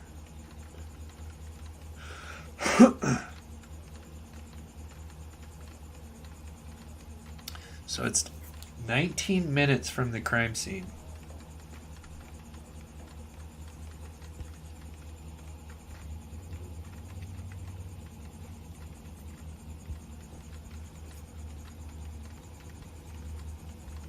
Oh, that's what it was about. Interesting. Thank you, Kindness Sprinkles. Okay, so that was the context of that. Okay, interesting. But yeah, so that was his apartment, which is approximately 19 minutes from the crime scene, which is in Pullman, Washington. Very interesting.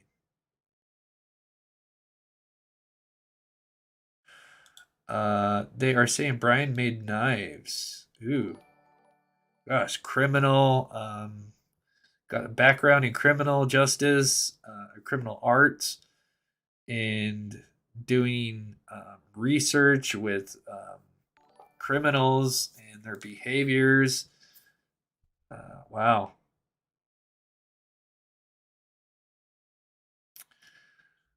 Okay.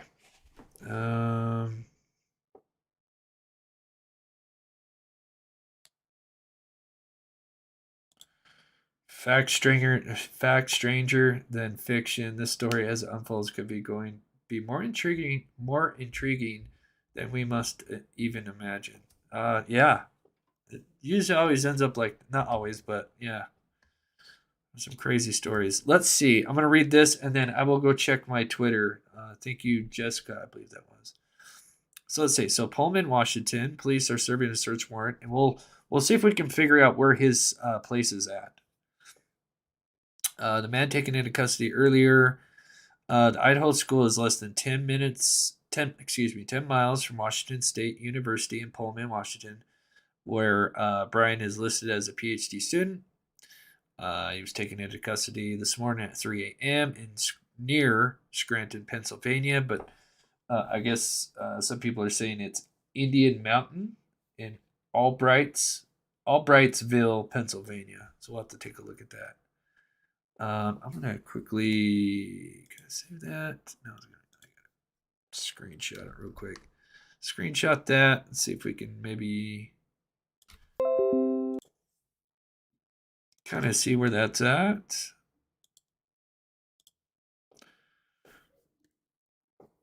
Does that say anything? So a neighbor told Fox News Digital that investigators had already arrived by 7:30. So I'm assuming at this place here. There are at least 2 unmarked law enforcement vehicles at the scene as police from Washington State University, Moscow, Idaho, and other agencies were executing the warrant. Interesting. There was a black pickup and a silver pickup and a couple of cops. And they were taking pictures and stuff, but didn't have any tape up. He said he knew right away it had to do with the murders because the unmarked cars had Idaho license plates. So they're here in Washington and they've got these Idaho. Oh, great picture. Now we can see where this place is at. There we go. That's what we need.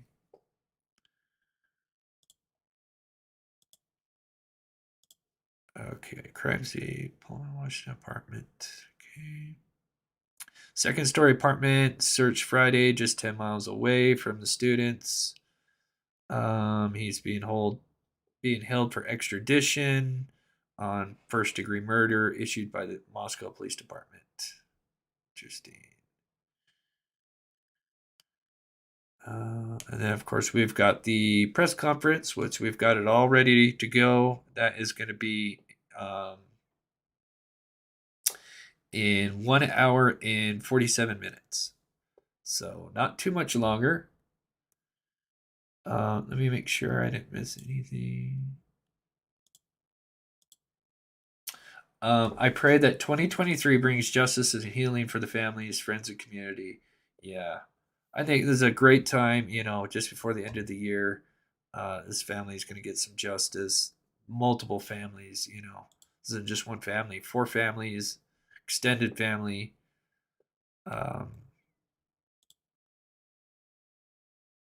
Okay, let's look at... So here is where the victims lived. And thank you so much, Katrina, for the $5. You are so awesome. Thank you so much for supporting the channel. I think I'm going to, Guess we'll write it out. And then I'll probably split up the live or something after. So let's see if we can maybe figure out where this apartment complex is at. I don't know, might be a little bit harder than I think. I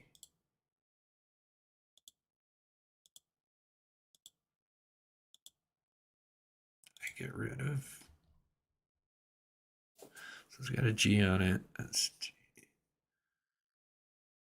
Washington. Let's see if there's anything. Pullman, Washington apartment, Washington border. It is just 10 miles away. So where are we at? So if we went.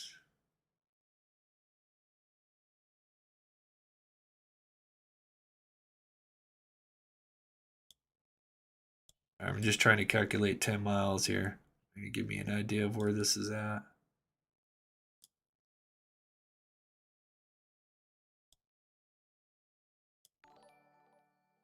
It's got to be somewhere in this area here. Yeah, I'm sure we'll learn the apartment complex soon enough.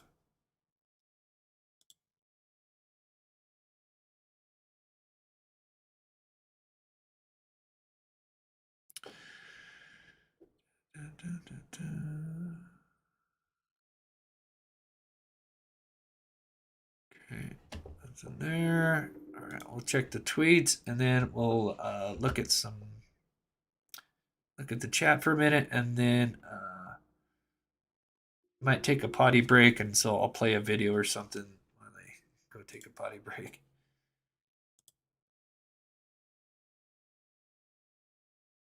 So yeah, I guess this is the killer speaking. I'm just gonna play this little clip because I've asked for permission, so I'm just gonna play this short little clip. But I guess this is the voice of him. Literally, like this is it. I before I even called, I counted on my hands, like how many of these guys I can remember that I worked with at this bar, and there's like 10 of them. I swear that question has always come up, and it could just be nothing. Like maybe people say that, but I just it makes me wonder if that's a part of that thing, and like someone just took that. Hold up, guys. We're going back to the beginning of this phone call. So anyway, I guess that's him talking about something. Not sure the context. You'll need some snacks, Chris. I know. I usually don't do long lives because I just like to keep them, short and sweet, and to the point. But today we're going to make an exception. Richard, thank you so much for becoming a member and supporting the channel. That means so much. So for those that are just tuning in, they've have an arrest made. We have Brian, who is 28 years old. He has a PhD in criminal arts. Let me write that. Excuse me.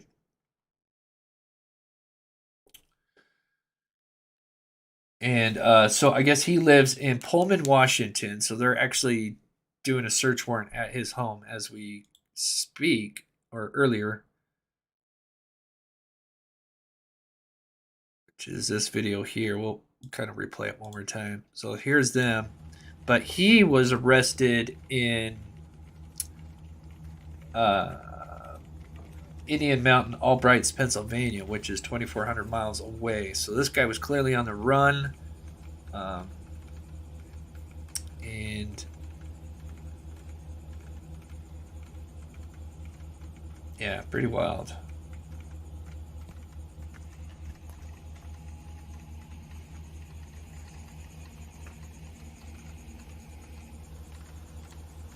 Thank you, Chris. Oh, yeah, your tweet. Look at that. Wow,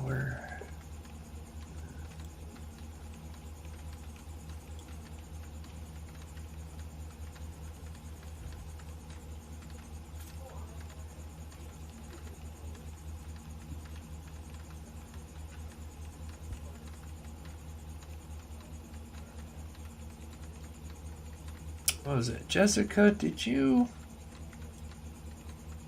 Was it through a message? Or did you tag me?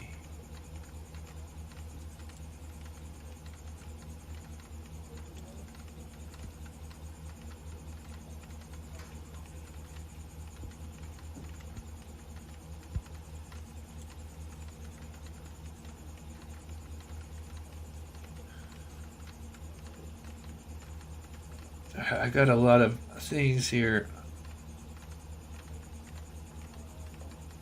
Trying to look, Jessica.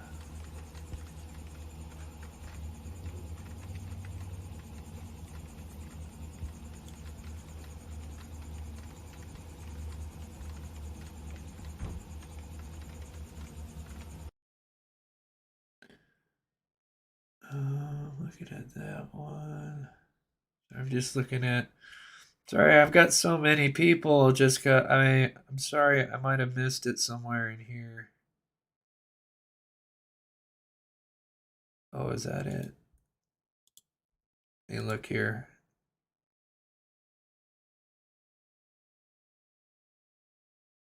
Oh, okay. All right, cool. Awesome. There we go. Make sure you guys can see this. Let me get my chat caught up here. So this is some footage of them arresting him or something. This is interesting.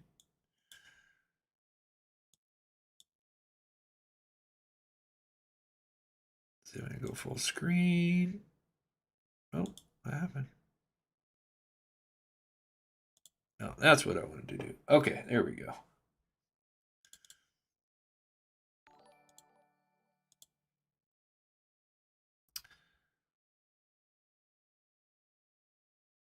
A lot of vehicles. Not sure what vehicle that is.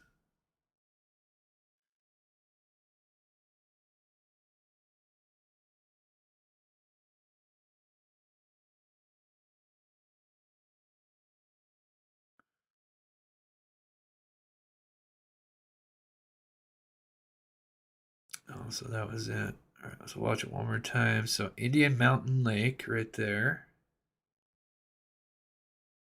Looks like a lot of reporters are just standing here.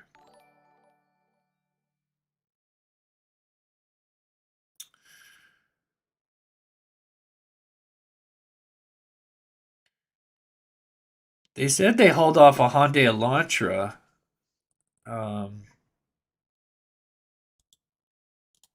Can I save this video? Kind of interesting. So this came from Hotbot News or Hobot News. The Idaho killer has possibly property or lives literally in my best friend's backyard at Indian Mountain Lake in Albrightsville, Pennsylvania, in Monroe County. He was also arrested somewhere nearby. Oh, the suspect or his parents have a registered property that is now being searched in this area. Oh, so that's what it is. So he lives, in an apartment that's in Pullman, Washington, which is just 10 miles from the students. But he ran to, I guess, his parents, which is 2,400 miles away. Whoa, what happened? Oh, there we go. But he ran 2,400 miles east, I guess, to his parents' property. All of the cops and news just rolled up on his property. It's going to be a crazy day for him. Wow, that is pretty cool. What does it also say?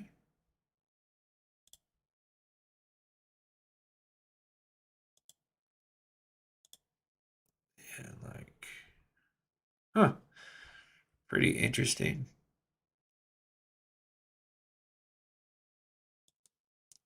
Put that back up there. There we go. Okay.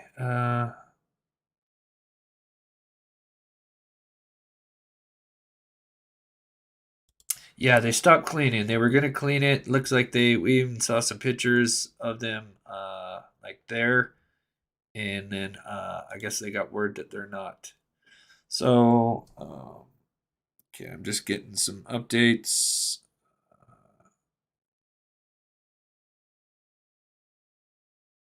Oh yes. Yeah, chat's okay. How is chat? I probably need to slow it down. It's going crazy. Thank you so much, Jennifer Rochelle, for the $1 super sticker. I did see it. I was gonna get to it. And I'll probably need to slow this down a little bit. Been watching your channel for a while, but I don't comment much. Thought I'd send my support and say good job. Thank you so much, Eric McDowell, for the $5. That's so awesome. Like I said, we do cover true crime, but we're going to be doing a lot more coming this next year. This year we're going to do a kind of a YouTube rewind. We'll probably do that tomorrow, and just show that everything that we did this year. And one of the biggest projects was looking for Dylan Rounds, who went missing here in Utah, and we want to finish that. And so we're going to be going back out there looking for Dylan Rounds, but we're also going to be working with Steve from True Crime Web. He is former law enforcement. He has a background in detective, former detective, worked in forensics, got a just extensive background, an amazing person. So we're going to be really kind of collabing with his channel and working together. And like I said, not just covering crime, but actually going out and helping with some of these cold cases and whatnot. So right now it just kind of bogged down with winter, but super stoked to work with him. Okay, so we are at an hour and a half away from the press conference. Let's take a look, see if there's anything else. Oh, and then I'm going to play a video, and I'm going to quickly use the restroom real quick. Whoa.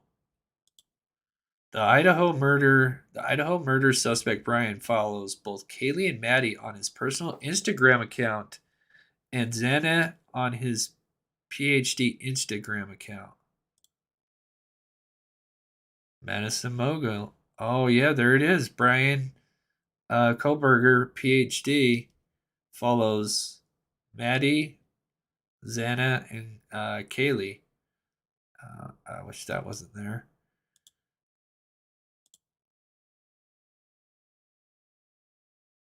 Oh, yeah, this. Oh, that's Kaylee. Oh, and so there's Brian. Oh my gosh, there he is. So I guess he had two. So he had Brian dot and then Brian.Koberger.phd. That one I'm going to save. Interesting. Oh, I need to slow down chat. Give me a second here, guys.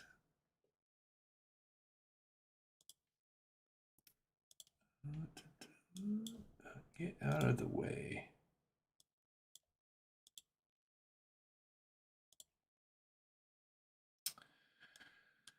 Let's go at 60. Let's do 54 for now. We know how that is, everybody. Hopefully that's good. Ooh. Oh, you're so awesome, Kat. All right, we will take a look at it. I'm trying to find my pin. Good.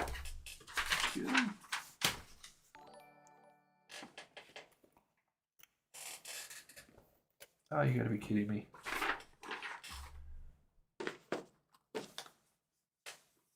All right, I'm looking for my pin. I'll remember that. We'll look that up right now. Started watching your coverage of this case. Appreciate your diligence and thoroughness. Thank you so much, Hackmatech. I like that name. Thank you so much for the $10. I really appreciate that. Yeah, we try to stick with the facts, speculate a little bit, but we try to do it, with, some responsibility because, you got these people that just, like that TikTok girl and the professor. I mean, that's just so uncalled for. Oh yeah, what was that name? Oh, let me go back. Steptoe Village. Let's look at that. Steptoe Village.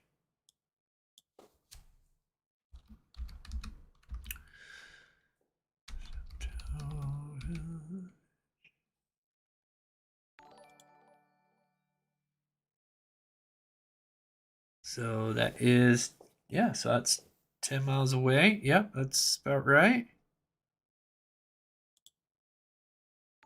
Oh, come on, Google. You haven't been there?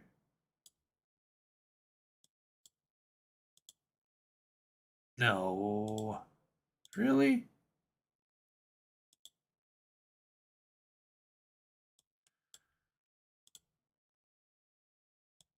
How about over here? See if we can look at it across the street. Let's see. It would have been. No. Oh, that's a bummer.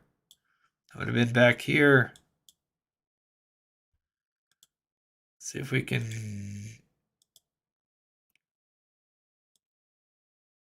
Is that part of the complex? I mean, they do have those big letters there, don't they?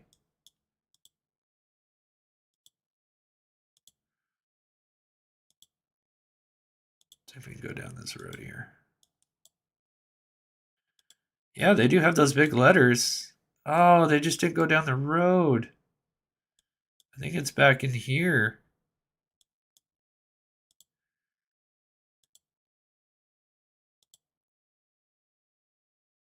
Did they have the red canvas thing up? Where is his? Let me find that.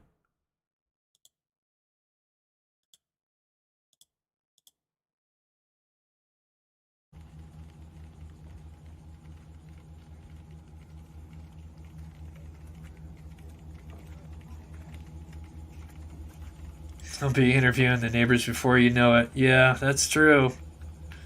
That is true.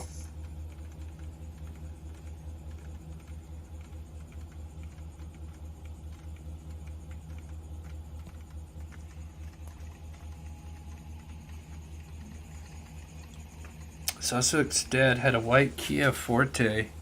Interesting. Yeah, they kind of look pretty close to. I mean, mean, how did my pin disappear? I just don't understand.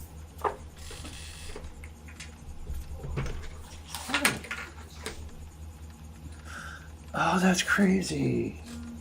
Oh, there it is. I found it. Okay. Alright. I got my pin. And the apartment, Steptoe Village. Okay.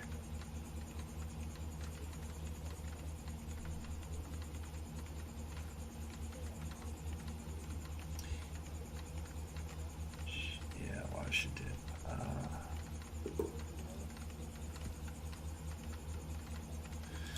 Yeah, I'm sure there's going to be, there's trolls and stuff. That always happens. So you do have to kind of be careful about that. Let me see if I can find a video of the place so I can go use the restroom and stuff. And let's look at the time. So we've got it's basically an hour and a half until a little less than an hour and a half. Hour and 20 minutes, I guess, before the press conference. And let's try to do here. I'm gonna find a news clip that I can play real quick, and that can. Restrooms. TV scheduled. Okay, so they just put out something. New details. Okay. Oh, I don't think we've seen. Why pay more when you can get your favorite shows, DVR, and no long-term contracts? A better way to streamline. We have now on standing by Evan Lambert, correspondent there in D.C. Evan, I understand you have learned some more background information on this suspect, Brian Kohberger. Yeah, Nicole, we've been learning a little bit just over the last few hours here in kind of a drip situation from court documents, also from online records as well. Of course, we know that Kohberger is 28 years old. Court documents say that he is from Albrightsville, Pennsylvania. That is near the Poconos in northeastern Pennsylvania, not too far from where he remains in custody, according to those same court documents, at the Monroe County Jail, awaiting extradition eventually to Idaho, as we suspect, which would make sense here. We do know that there is a hearing set for the 3rd of January at 3:30 in the afternoon. And as we have started to learn a little bit more about this suspect's background, this coming from online records from Washington State University, where we know he was a PhD candidate in criminology and criminal justice. Towed away from scene. Sunny Ways, thank you so much for the $4 super sticker. You are so awesome. Thank you so much.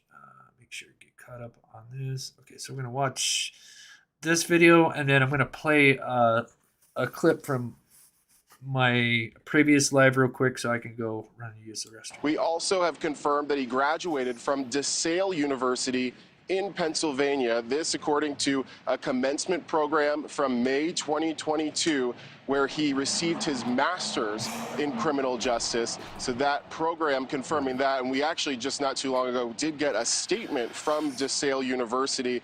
They say on Friday, December 30th, DeSale University learned of the arrest of Brian Kohberger in connection with the murder of 4 University of Idaho students.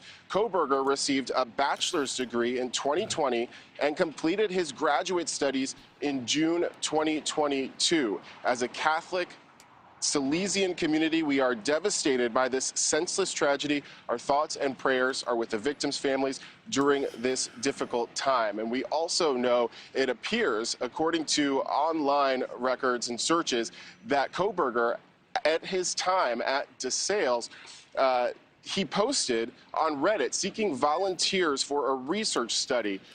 That study was trying to find out about the emotions and psychological traits and the influence that that has on people when they decide to commit a crime. So that post was actually in a channel for ex-felons.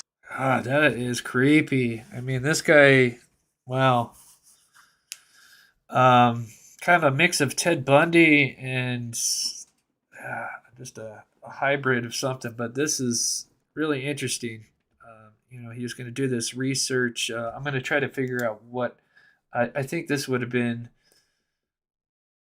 maybe April, April, Mayish when he put this like Reddit or whatever post out where he was going to do some kind of study with convicted felons or whatever, and kind of get their what they were feeling, their emotions and stuff. And he was going to do a report on it. I believe it was ex-felons or ex-cons, and he appears to have posted in Reddit asking about volunteers for this research study. We don't know if that was a central part of his master's work, but again, according to the university and that 2022 commencement program, he did graduate from DeSale with a master's in criminal justice. Nicole? All right, Evan Lambert with some more information on this suspect now in custody. Evan, thank you for that. Thank you for watching. Go to newsnationnow.com to find News Nation on your television provider. And don't forget to click the red subscribe button below to get... Okay, Aaron Sweeney, thank you so much for becoming a member. You are so awesome. Something else. And Molly, thank you so much for coming in and modding. And D-Dez, I'm not sure if she's still here, but she was kind of helping me because we kind of just went live. Usually I kind of let everybody know ahead of time when we go live. But today we're kind of winging it since there's just so much going down today. Yeah, he was a grad student in law school, University of Utah, which is here in Utah. As a matter of fact, I do have some little stories just because, he came through Utah, and the girl that actually got away, speaking of Ted Bundy, was from Utah. She's the one that was able to help kind of put an end to Ted Bundy. And I heard a lot of stories from my mom because she was a teenager, and that age that that he was after those, and so she remembers how scary it was knowing that this serial killer was on the loose. And so yeah, I have some interesting stories I'd have to share about that my mom and my aunts and her friends that were all teenagers, and just how scary it was to know that he was out there. So let's see, what can we play? So I'm going to go ahead and play a quick little video of them. So I have it in here.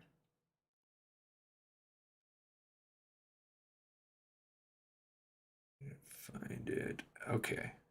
So this was from a few days ago. I did a live with Steve. I did like a trailer. I came across a video where they had found some DNA evidence.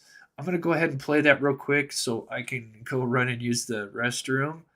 And then when we come back, we'll get caught up. And we're almost hour and 20 minutes away from press conference. So go ahead and do that. So I'm going to go ahead and play this. This is about 4 minutes. That'll give me plenty of time to quickly use the restroom. And I will be right back.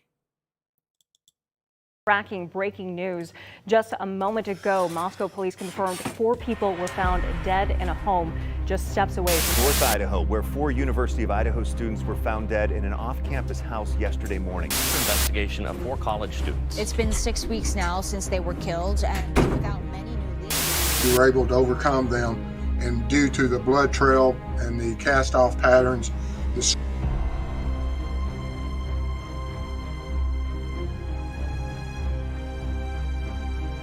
What's up, Mob Crew? I'm Chris, and today's video is a short trailer for my live show later today, where we will have Steve from True Crime Web, who is a former detective and also worked with forensics. This video shows the forensic team in the living room between the stairs to the 3rd floor and Xana's bedroom. Did the killer or killers leave some kind of trail? This lady clearly has a swab in her hand and is collecting some kind of evidence. We'll have Steve on to express his opinions on this and more in today's live show at 5:30 Eastern Standard Time. Thank you.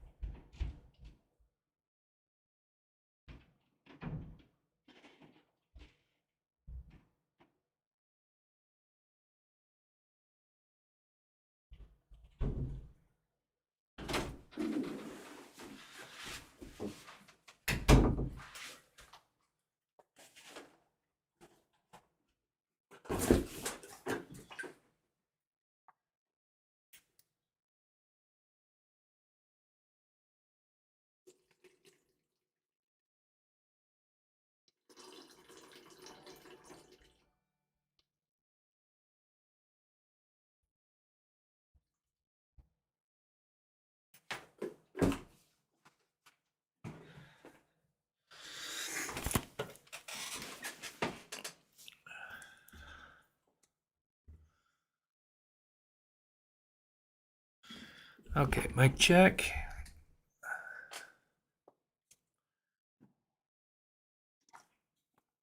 Okay.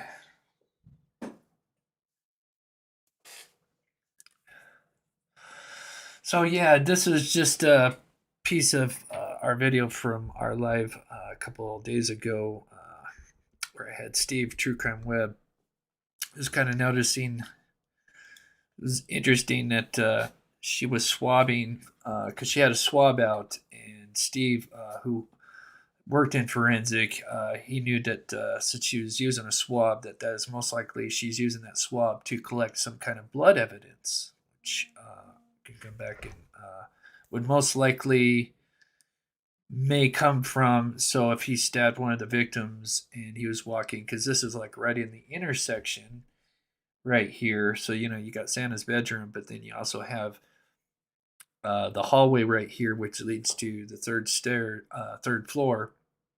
And she's kind of reaching over, and so there's a beer pong table that is right under this Good Vibes neon sign. So right here at the bottom, if you guys can kind of see it, there's a little beer pong table set up, and it's almost like she's reaching over and she's kind of swabbing on the beer pong table right here on the right here, if you can see it.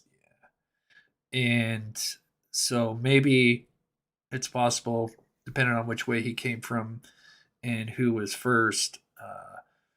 But it's possible that blood could have dripped from the knife and dripped onto the beer pong table as he was, coming, or from to one of the victim's rooms. So I thought that was interesting, and that also could have helped him kind of understand the order of attacks, obviously.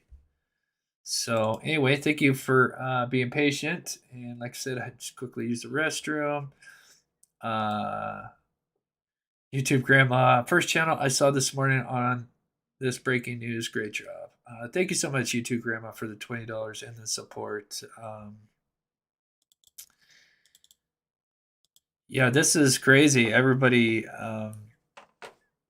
there was just some things going on last night that just hinted towards. There were some emails or some tweets that went out that were just kind of hinting that something big was going to happen. And then, of course, I talked about it earlier that that interview with Detective Fry. Maybe we'll watch that. Let's see if there's any new updates real quick, and then maybe we'll look at that. We're not going to watch the whole interview, but we'll watch the part where he has that kind of smirk on his face, like he knows something, is going down. And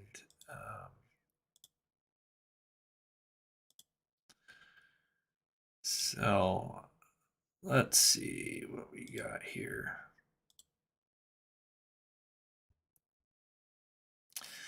So yeah, if you're just tuning in, the press conference is going to be in 1 hour and 15 minutes. So getting closer. And we've got it all ready to go here, 73 minutes away. And I've also got a second backup source just in case, but I do have a volume booster just in case, because sometimes these press conferences, they are a little low on the volume, but we'll make sure that everybody can hear it properly. Just looking at the chat for a minute here. Good to see you, Michaela Knight. Shout out to all the mods and all the hard work. It's a lot of work, especially when events like this go down. So some people are saying that this, so just to kind of get a look at where he was at, I don't know this 100%, but they did say it was 10 miles away, which is approximately 15, 20 minutes away. So you can see he wasn't far away from the victim's home, and he went to Washington State University, which is in Pullman. But then he was arrested in Albrightsville, Pennsylvania, which is near Scranton and Indian Mountain. So, which is 2,400 miles away. So any of you guys remember when they were looking for that White Hyundai Elantra, there was kind of a post where they were looking for, they had put an alert out for the Canadian border that they were kind of keeping an eye out for that Hyundai Elantra as well. Paula sent a donation through your PayPal. Great work. Yes, I just got that. Thank you so much, Paula, for the $25 PayPal. That is so sweet. You are so awesome. Thank you so much. Michaela Knight, member for 10 months. Great job as always, Chris. Much love. Much love to you, Michaela, and being a member for 10 months. That's so sweet. You guys are so awesome. I couldn't do what I do without you guys. Left-handed RN. That's awesome. Thank you so much for becoming a member. That is so sweet. And being an RN, I know that's a lot of work. I actually had an ex-girlfriend that did that. And so that's very nice. Okay, let's see. What do we say? All right, let's see if there's anything with Moscow. And then we will.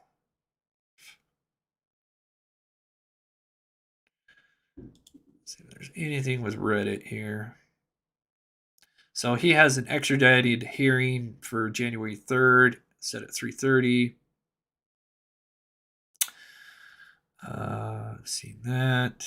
So nothing new there. Moscow PD, what do we got?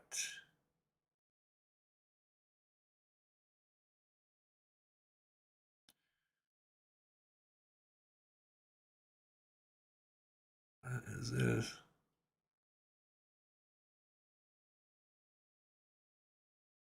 I don't know what this is.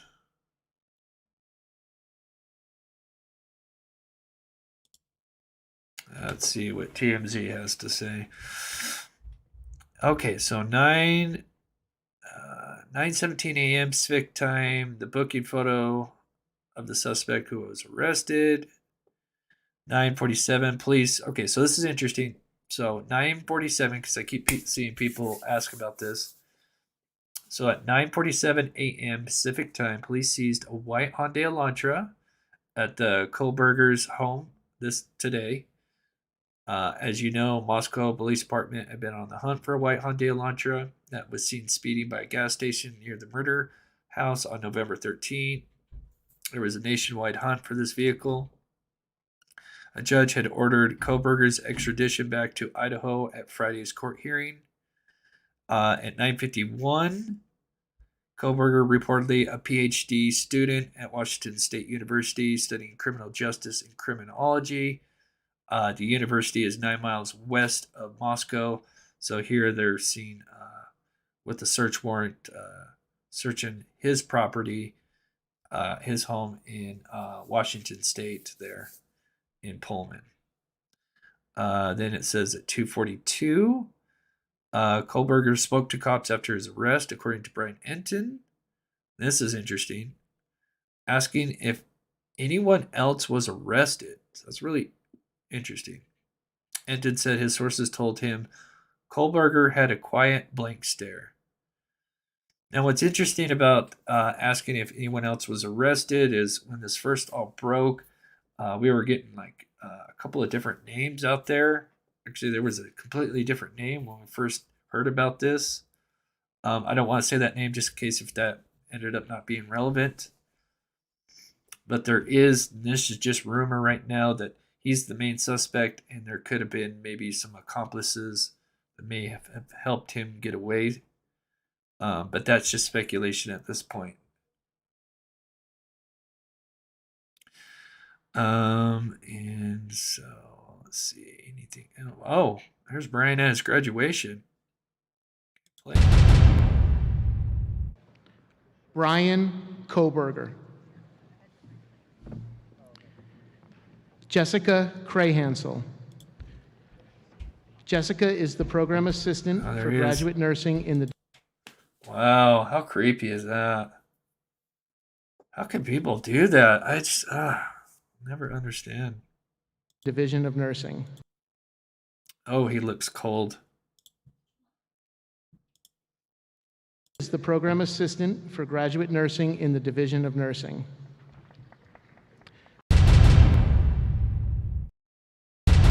Oops.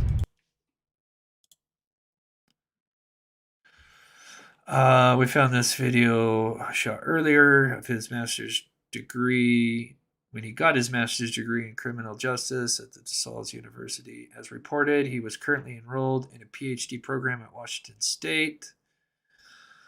Then it just talks about the murder and then the news conference that is set for basically 1 hour from now, just a little over 1 hour.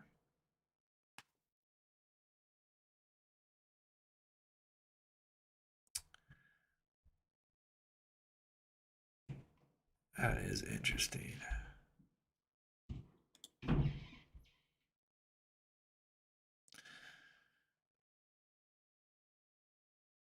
see.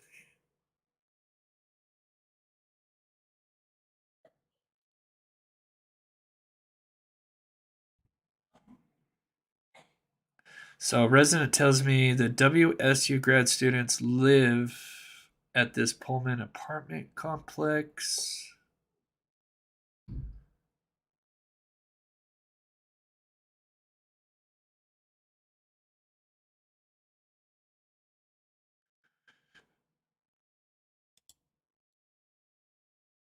Okay, so let's see. What does this say? State police arrests suspect in Idaho. This is Harrisburg.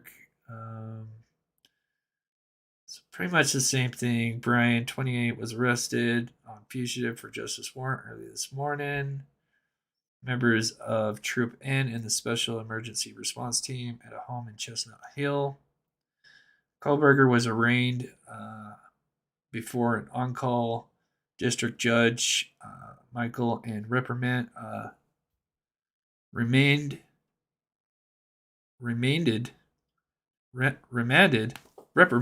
I guess, I don't know, to Monroe County Correctional Facility pending extradition to Idaho.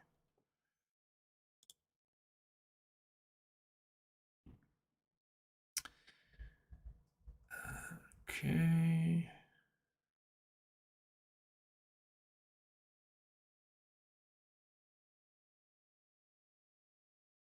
We looked at that.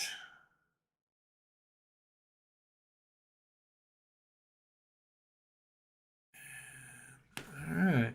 So 1 hour, pretty much 1 hour away. Let's see what we got here. Oh, do we have Steve in the chat?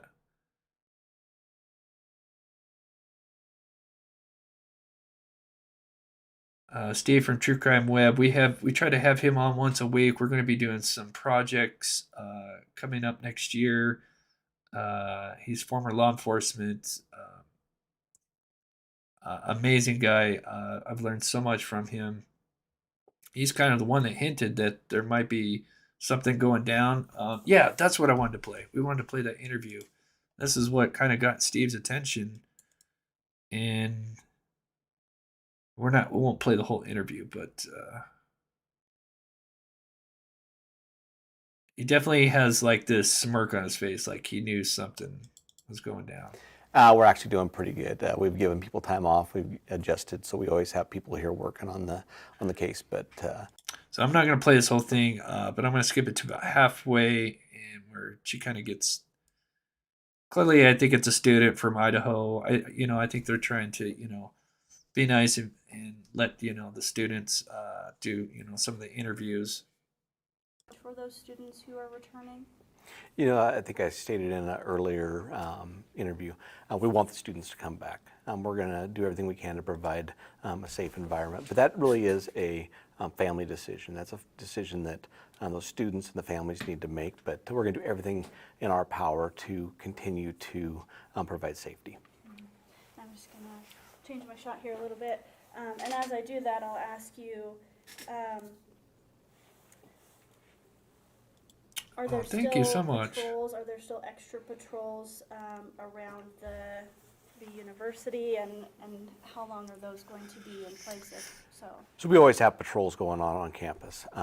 It's an area that our patrol team first of all is up there, as well as some campus officers. But I do believe there's going to be some additional state troopers in the area after the break and stuff. And as well, we've reached out to Lake Tahoe County to provide some extra patrols, just so that people were more seen and they can, feel a little bit more comfortable, hopefully. Yeah. And I know that you said you've gotten about 17,000 tips. Have those helped lead the case in a new direction? Have they helped kind of divert where you guys are looking? So like I said, we're taking the facts that we know, we're taking all tips that we know, and we're putting those pieces to the puzzle together and painting that picture.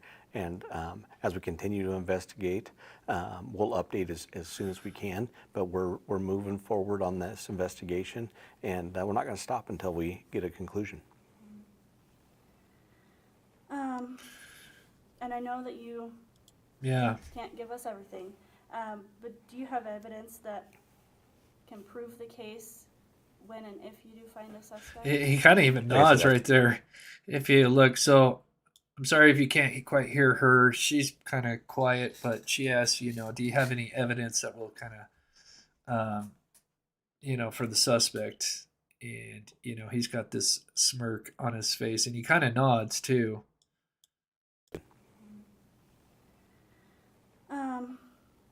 And I know that you can't give us everything, but do you have evidence that can prove the case when and if you do find a suspect? Like I said, that's part of the investigation, and I know people are frustrated with us holding that so tight, but when we can provide any updated information, we will. I can guarantee you that. Can you kind of explain to people who may not understand or may have that frustration of why aren't they telling us more? I have to give half the credit to Steve. Like I said, he's the one that pointed out the way he was kind of behaving and the words he was using, which we're going to play here in just a second, where he talks about the jury. Why you hold back some information? Well, you always hold back information on any case that you work, but one this big, you hold back because you want to have an unbiased jury pool. And it's not just about today, it's about in a year from now or whenever we make an arrest and go to trial. We want to have that pool of people who can look at the case and not have all the facts to that to make the decision to find this person guilty. Yeah, I said Duper's Delight because that was just kind of what came to mind. That's what you typically, because I watched so many of those, like from Iwu Crew, which is they're the ones that kind of really inspired me to become a YouTuber. But now they do videos where they basically do interrogation videos, and they have all these professionals kind of break down everything that's going on in the interrogation. It's really interesting, but. Yeah, so you always see these little breakdowns of when they're answering questions and holding back information. And so you hear that Duper's Delight kind of smile. So that's what kind of came to mind when I see that. But however you want to call it, nervous smile. But it seemed like What's the timeline on DNA he was happy. or lab results? That's a good question. That has everything to do with the lab and how long they take to do what they do. And we don't want to rush that, right? We want to ensure that we're taking our time to get all that right. So we're just waiting for them. It's kind of we have to be patient too. We would love to have all that information immediately, but like I've told people, real life and the movies are a little bit different. And the movies at the end of the hour, they have all that information. We don't get that quite that fast, but we're going to be patient for that. So anyway, that was interview that was taken on the 30th.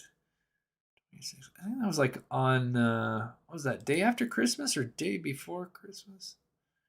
Yeah, I think it was after Christmas, right after Christmas. But yeah. So let's take a look at our time frame now. So we've got less than an hour, 56 minutes to go. That guy went by pretty quick. And we'll kind of recap if you're just tuning in. They have one suspect in custody right now. He was arrested in Pennsylvania. His name is Brian Koberger. And they did seize. There's been multiple reports now about this because some people thought this White Hyundai Elantra was a red herring. But it looks like they did seize a White Hyundai Elantra at the home today. I don't know if it was the same car that was seen speeding by the gas station. I'm sure it was caught on camera. I just felt like that one particular car may not have been the car, but I don't know for sure. It'd be interesting to see exactly what model the car is. But if you haven't seen the picture, here is Brian, who has being charged with first-degree murder. He's going to be extradited. His next court date was in January 3rd at 3:30. And still not know the connection of like what is the motive between him and the 4 students. That is still still don't know about that. But he didn't live far away. He just lived 10 miles away from where the students' home were. So it's quite possible he's ran into these kids before at some point. Here is him and his graduation. We'll play that one more time. Brian Koberger. Jessica Krahansel. Jessica is the program assistant for graduate nursing in the Division of Nursing. Oh, yeah. He looks really creepy there. Doesn't even look happy. I mean, I'd be so happy. I mean, it's all that work to get a degree in that. And then the other weird thing, if you missed it and you're just tuning in, they apparently he was doing some kind of research with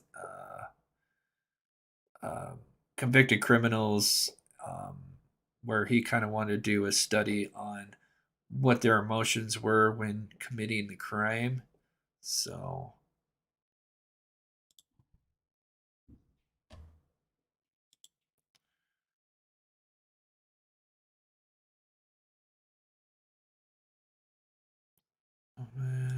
we've seen that.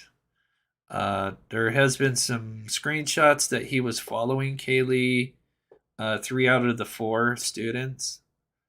I don't know. You know, it's always hard to trust everything because people can easily Photoshop some stuff. So this is affidavit of probable cause. Interesting.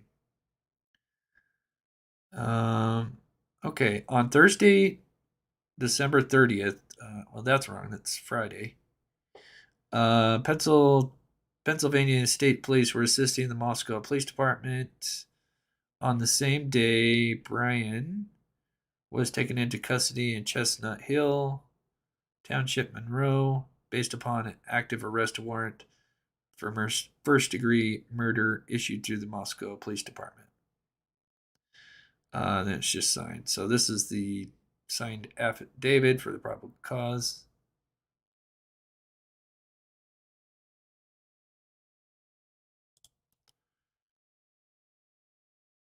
This is the apartment complex that he was staying at, which is 10 minutes away. That is in Pullman.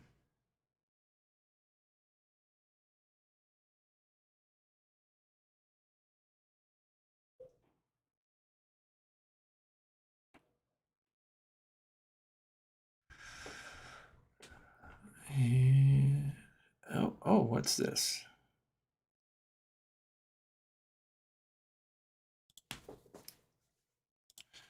See if we can get any new videos out here. So, press conference is coming soon. We've got 50 minutes to go.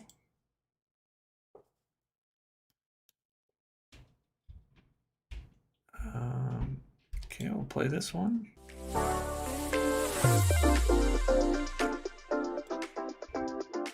Right, let's bring in Correspondent Nancy Liu. Nancy is live on the ground there in front of the house in Moscow. Nancy, what can you tell us?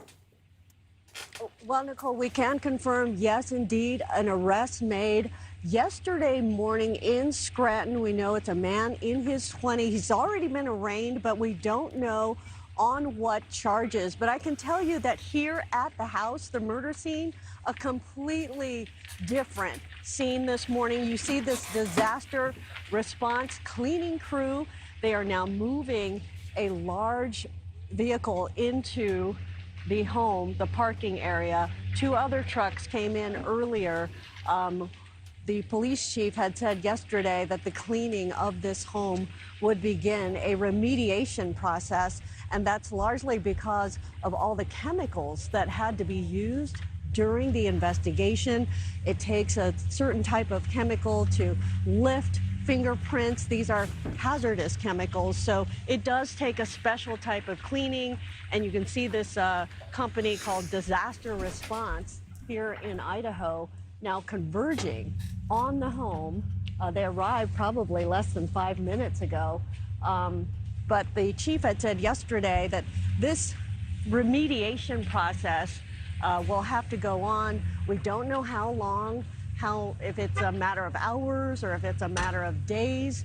But as soon as this house is cleaned out, it will be turned back over to the management company.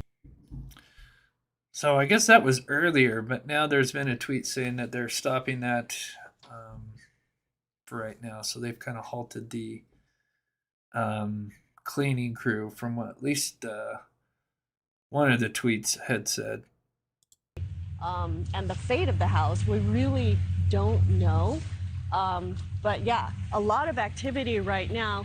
And, you know, there was a lot of speculation yesterday because people were, you know, noticing just the demeanor of the police chief in his YouTube video yesterday. He seemed to be, you know, just had a lighter demeanor. He had a slight smile on his face, and people did speculate that maybe there was a major break in this case. Oh, so she's talking about the Detective Fry's interview, which, yeah. And there was concern about turning over the house. I mean, if there was still evidence inside. And we did confirm with police that they had concluded all evidence collection inside this house. So we really don't know what is still inside the house. Are there large pieces of furniture that will need to be removed? We really don't know. So we are watching this process live as they go into the home. We see the, here, let me get off a snowbank here. As we see the crews open the back of that trailer, and then Okay. All right. Let's see what else there is here.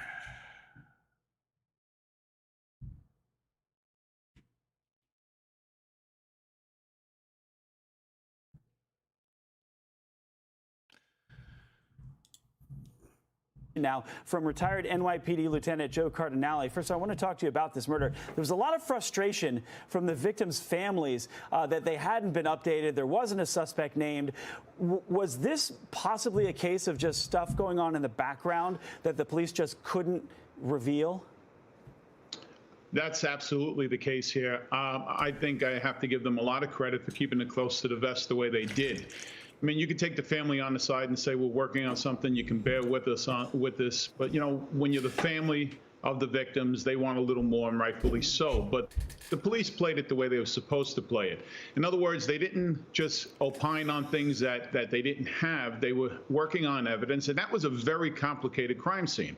Right, you had 3 different floors. You had multiple fingerprints that they have to do for elimination prints, and then you have to run all the DNA evidence they have and the fingerprint evidence that they have. So it's a time-consuming, task that they undertook, and they took their time with it because nobody wants to be the one that gives out false information that a defense attorney can use against them in the case. You want to make a rock-solid case, and you want to proceed when you have enough to make the arrest. So, and the fact that there was no arrest or name or indication there was a suspect early on, and it took so long, is it not a surprise then that someone was taken into custody in another state, 2,500 miles away? No, it's not a surprise. And as I stated, Edward, you don't want to give out that information because look where he wound up in Pennsylvania. Lord only knows where he might have wound up if they didn't, keep moving on the case the way they did. Maybe he felt. Yeah, gosh, he could have maybe, well, I guess Canada was ready, prepared, but yeah, he could have went overseas or something. So it's a good thing they got him when they did. We'll play a little bit more of this. This has got 2 more minutes on it. Comfortable being back in Pennsylvania. And as it was just stated prior to me coming on that they don't know what's tying him in. Is it DNA? Right. Is it fingerprints? Is it the car? You'll know this at 4 o'clock. They'll give a little more into the case, and you won't know right away if he acted alone. They're not going to reveal that because once he's in, he's going to lawyer up and everything. But if they feel there's another suspect, that's on him to come about and play with the prosecutors and say, listen, this is what really happened that day, because this person is the only one that could paint the full picture. Right. So, Joe, I want to switch gears a little bit. New York City's finest have had enough. I mean, as crime is running rampant, the NYPD is experiencing a rush of retirements, and now the country's largest police department is struggling to keep. Okay. Yeah, let's take a look at that because they're not really. I want to keep this up. We'll play this one more time if you missed that. That's them at the actual location where they arrested him. This is the location where his apartment was at. So let's get rid of this and let's see. Let's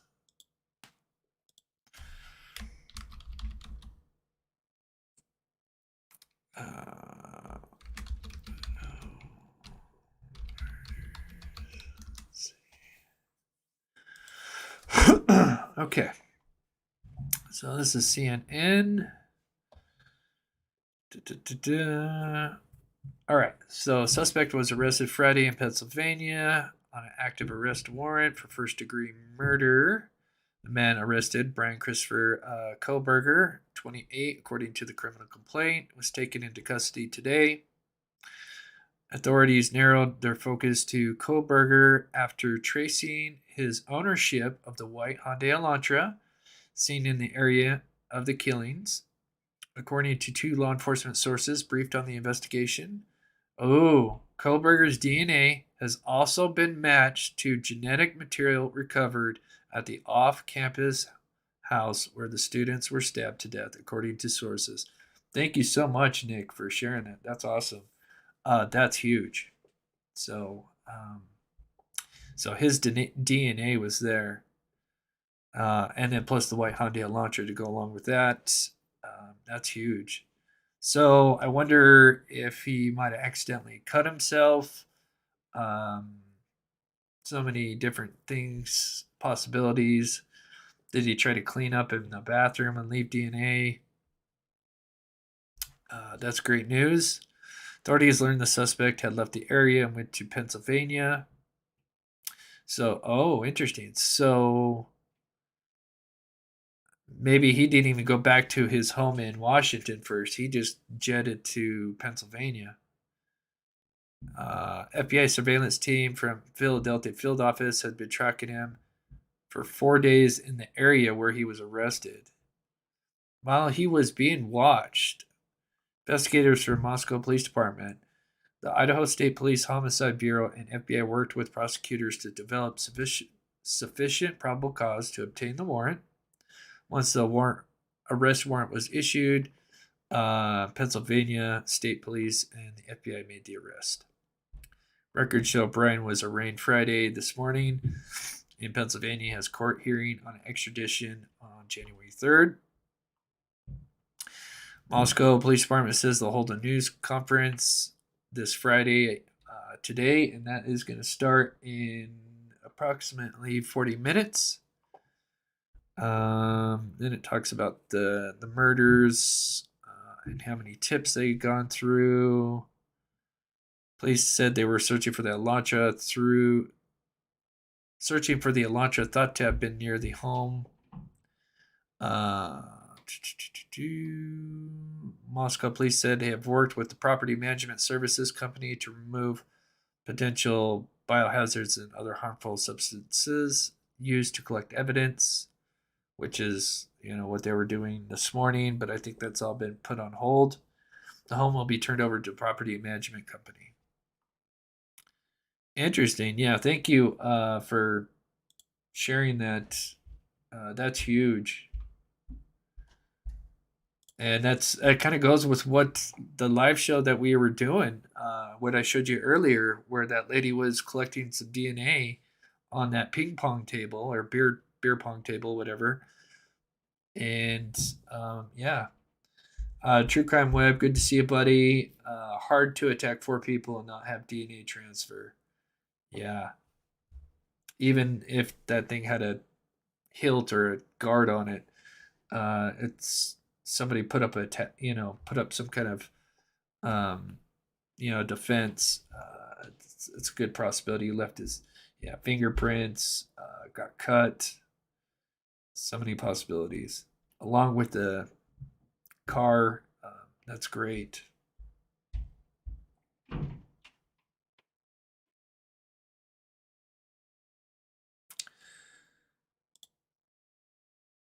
Yeah, imagine getting a PhD in criminology and effed up this bad. Yeah, I just don't. I'm dying to know what was the motive. What? It's just crazy. What a waste. I'm sure that to get that kind of degree, I have no idea, but I'm sure that's that's a lot of work. It's terrible.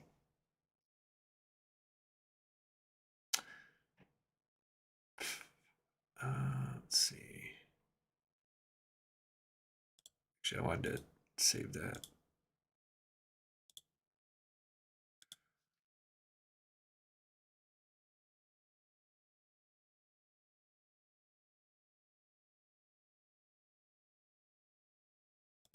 Let's see what this article is.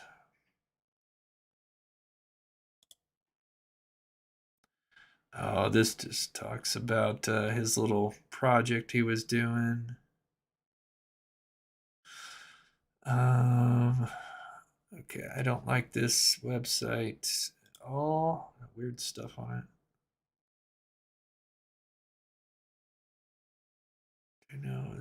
We'll have a 4-minute update video on YouTube every hour, and I'm going to watch each one.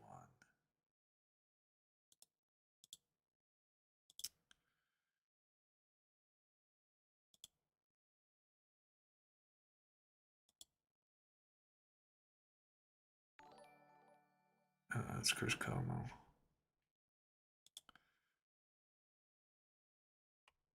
Oh, go back to News Nation. Okay, so I think we played this one. Let me just play it. I think now in police custody. This is Brian Koberger, who is 28 years old, arrested early this morning in Scranton, Pennsylvania, for the murder of the 4 college students in Moscow, Idaho. He is now under arrest. He is in custody. So thank you so much, Shay Watson, for becoming a member of the Mob Crew. Thank you so much for the support. You are awesome. So we are less than 40 minutes. Let's take a look here. So 38 minutes to go. So almost there. They're going to have a press conference. And hopefully we'll get some new tidbits.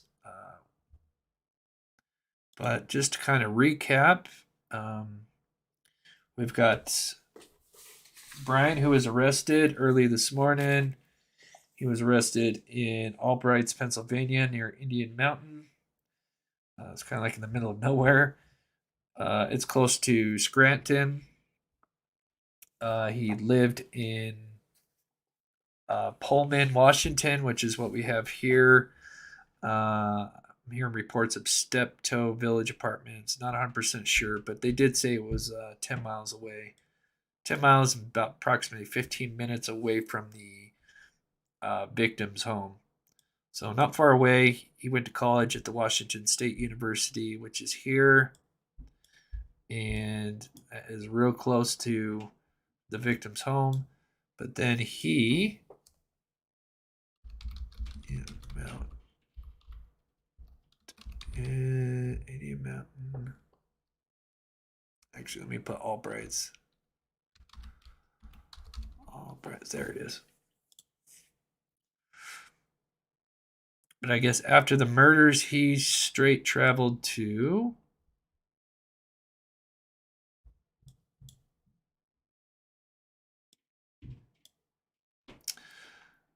Pennsylvania. So, approximately 38 hours, 2,500 miles. And here is Albright's. You have Scranton right here. I've heard Pocono. So I don't know if this is a more exact location. I mean, as you can see, this is just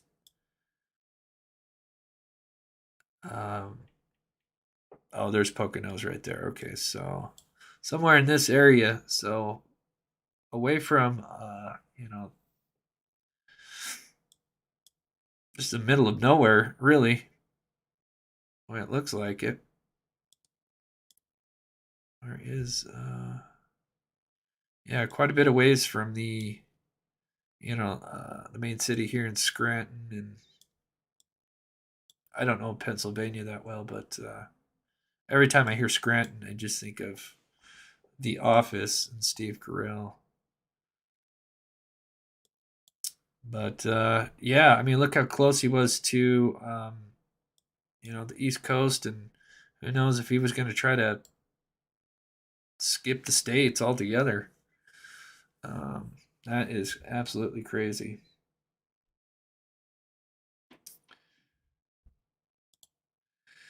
Yeah, you could tell by Chief's smirk yesterday that he was feeling confident. Yep, it was interesting the way he was.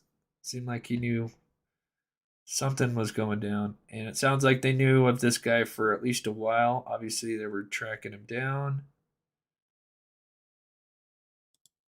What time zone is 1? It's already 1:21. So basically, if you're talking about when the press conference is, the press conference is going to start on the next hour. So it's in 34 minutes.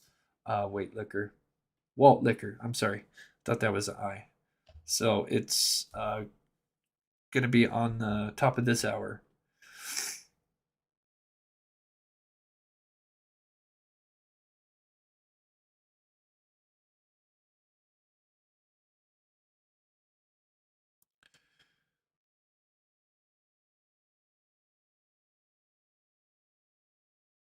Yeah, seems like Ted Bundy vibes. Yeah, for sure. Yeah, this is really weird. Hope we learn how he chose his targets. It just seems odd. There's got to be some kind of connection. Because it's not like these students lived in the middle of nowhere, or that they're in a cul-de-sac on a dead-end road. There has to be something there that drew him to that place.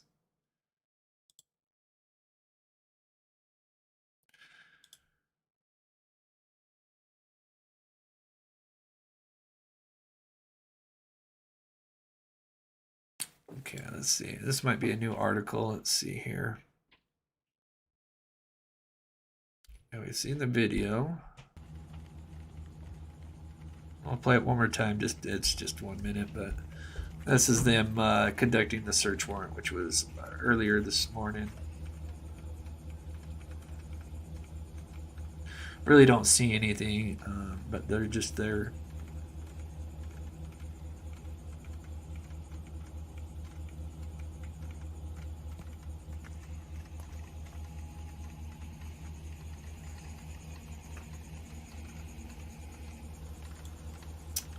Yeah, thank you, Thomas. Yep, it's gonna be real soon.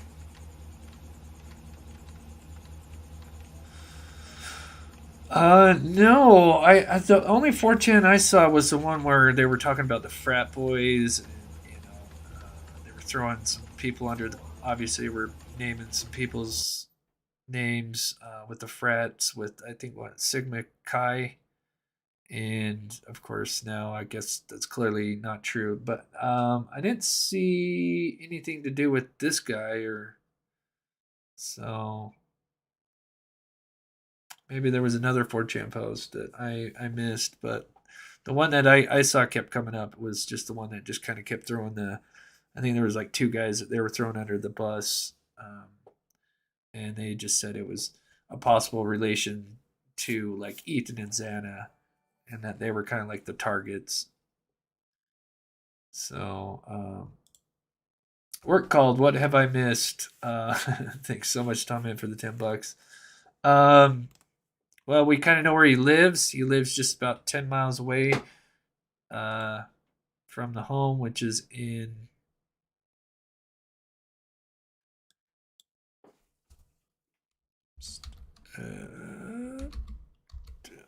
village. They lived approximately 15, 20 minutes away, 10 miles away, 15, 20 minutes. He went to the Washington State University. His apartment somewhere in this area here. So he's not far from the victims. Still just don't know what the connection is and why he attacked them. Haven't heard anything else about anybody else, though.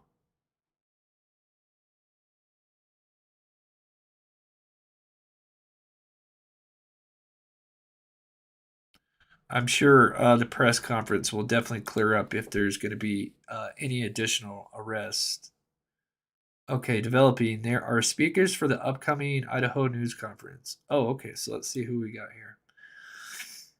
So, of course, Detective Chief James Fry, Prosecutor Bill Thompson, Colonel Kedrick Wills, and President Scott Green of the University of Idaho.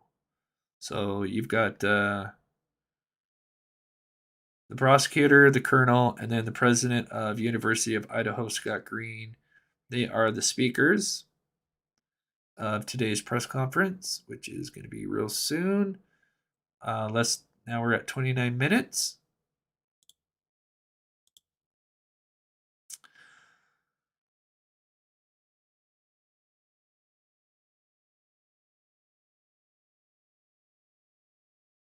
And they did seize a white Hyundai Elantra from that area near where they arrested him in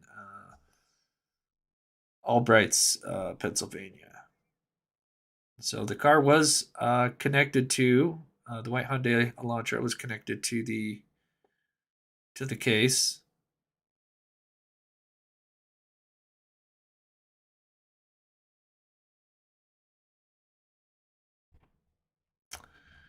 Pretty crazy. There's a new picture. Save that. Fortunately, Google Earth doesn't look like they went down this particular apartment, so I can't really go there. I don't know what that is.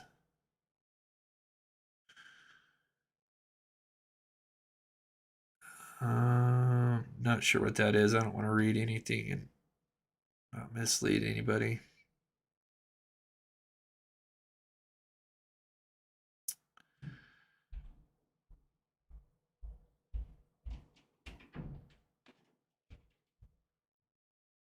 Oh, that's a turtle suit, huh? That's for so they don't do anything bad to themselves when they're arrested. Interesting. Oh yeah, and so I guess he was following them on Instagram, at least 3 out of the 4.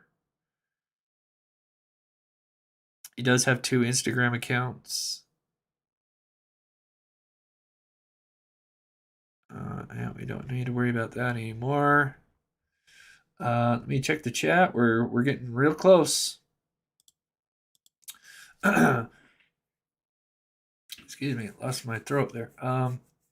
They will look at his travel habits and potential crimes between Pennsylvania and Moscow. Oh, interesting. Like what he did. Did he stay somewhere or did he just drive all the way through? Yeah, curious to know. Not sure how this weary guy could do this alone. Yeah, 4 people. It's got to be tough. You got to be, yeah. Okay, getting close, guys. So we got 26 minutes. While you're waiting, if you haven't, please hit the like button. Always helps the channel. And yeah, Nelly, I agree. He better not do anything stupid like that. Come this far, and we've got 4 families that need to get justice.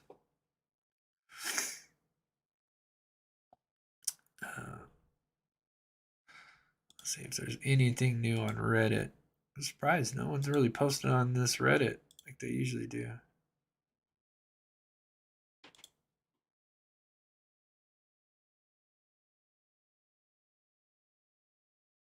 Okay, what's this?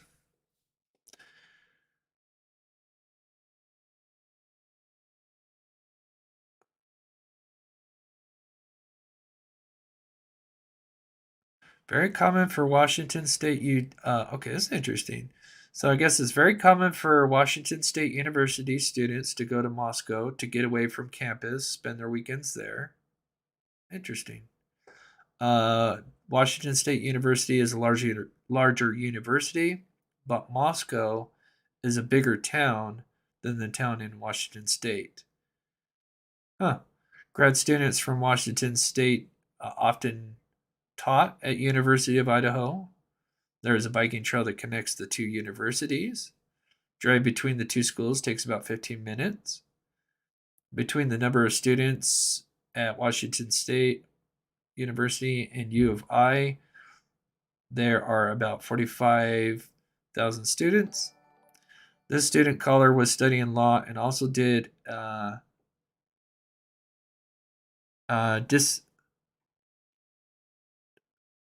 dissertation on criminal justice. She shares some information on what it takes to get approval from the review board. So she's talking about some video. That is interesting, though.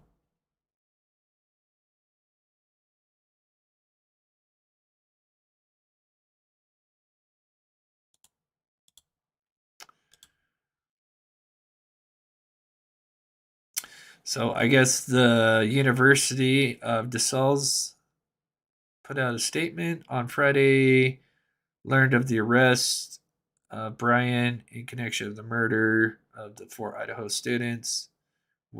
He received a bachelor's degree in 2020, completed his graduate studies in June of 2022.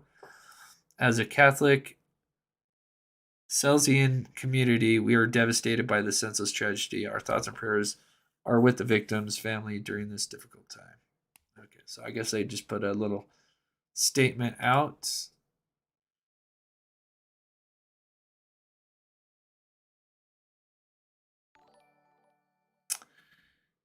And that's it. I think everybody's kind of getting ready for the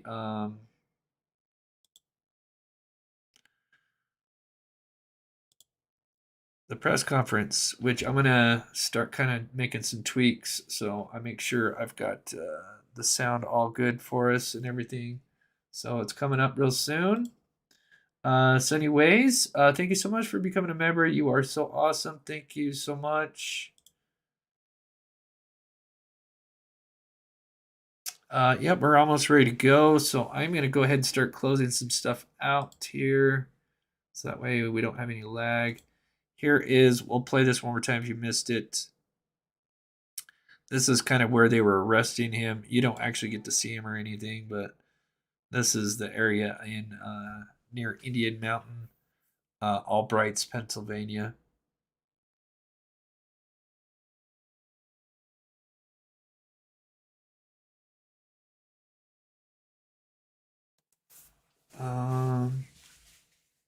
I'll get to that here in just a second.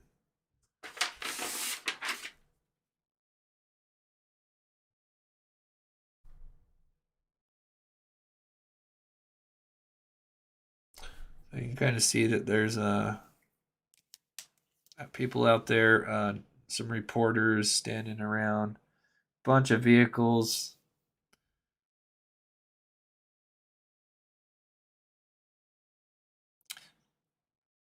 I guess he had his family members had Brian's family had some property out here somewhere. Looks like it's possibly a gated community, actually. Now looking at that, you can see they've got the the gated community set up. That's kind of interesting. Chris, do you know if BK had a sister living next door, or if there's a way you could find out asking for a friend? Yeah, we'll see if what we can dive into. I know his record is either like the regular Truth Finder records that we normally use to look up like people. His thing doesn't pop up for whatever reason. So I don't know if that's been taken down or what. So I can't really look at his who he's connected to, which I'd probably want to do off the air, because who knows. That's the other thing you want to be careful is his family members may know nothing, and we don't want to drag them into this and them start getting harassed, because we don't know what his family members know or not. And that's speaking of Brian. But thank you so much, Lady M, for the $10. But I will do some research after the show and see what we can find. I know BTK and BK. I know when I see BK, I automatically think BTK.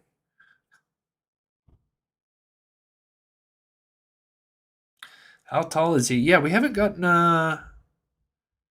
we have a mugshot. He does look tall. I'm gonna guess he's at least 6 foot. That's purely speculation. This guy definitely looks tall. I mean, we could look at the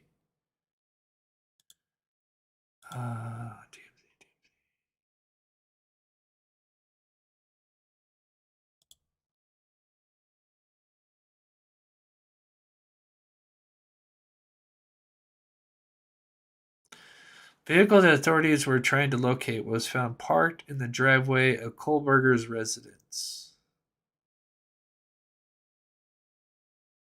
Huh.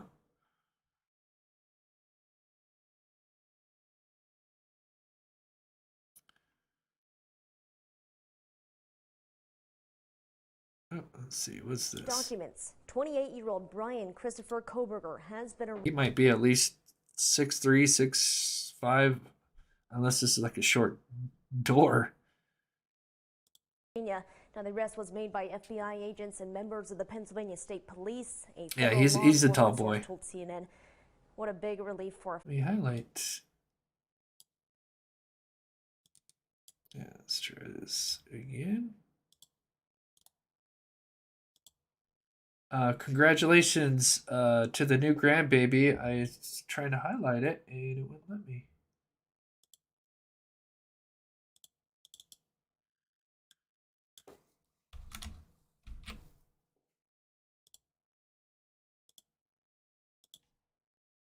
What is going on?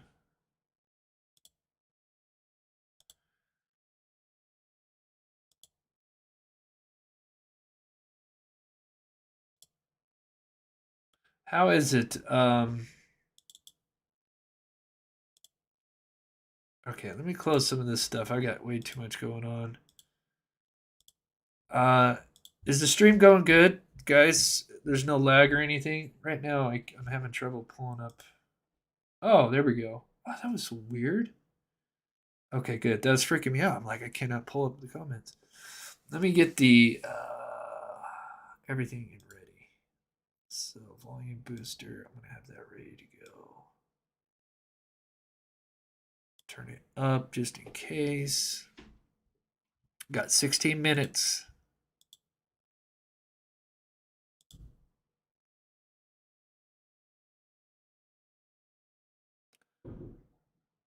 It froze for a minute, but good now. Okay, yeah, that's what I thought. I'm like, oh, that's weird.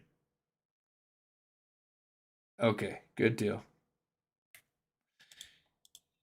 Yeah, usually I don't do hour-long, hours of live shows. I usually like to keep them, about hour and a half. Keep it, short and to the point. But so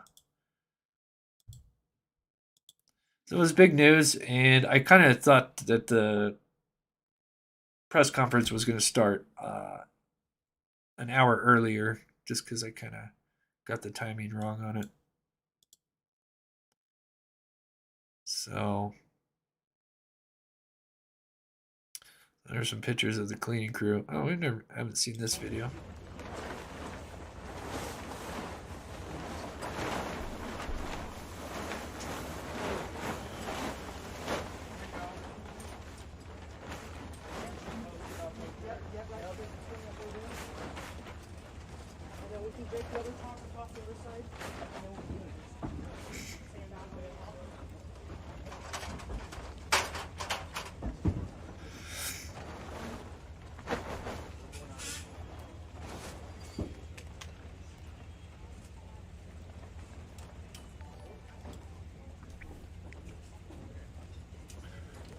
Tom says this guy is very, very intelligent. Couldn't find anything about him at all. Yeah, I'm sure if he went on the run, he probably started, erasing some of his digital trail.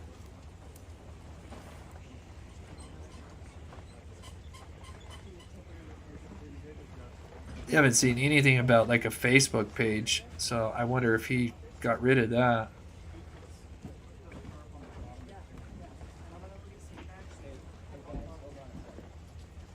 So anyway, that's the cleaning crew that we're going to start cleaning out the house, but now they said that they put that on hold. Let's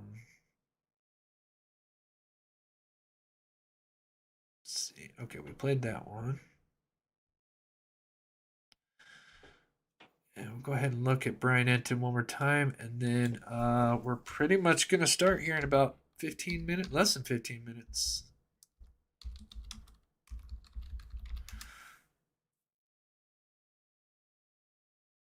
That is not Brian Enton.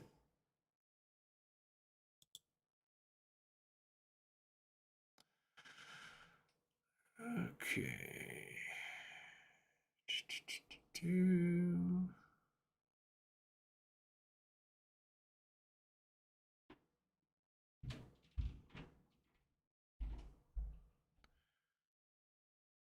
Oh, that's cute.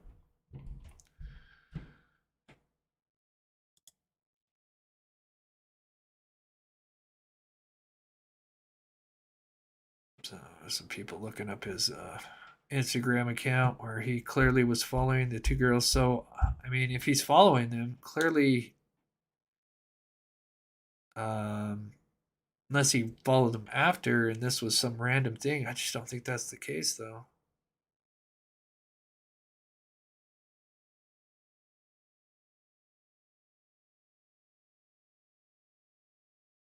Oh, that's just okay. That's just Ethan and them.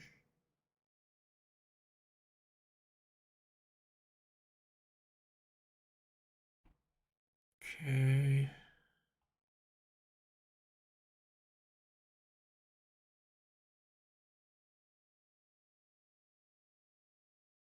Nothing else I see. All right, nothing big. I think everybody's just about ready to.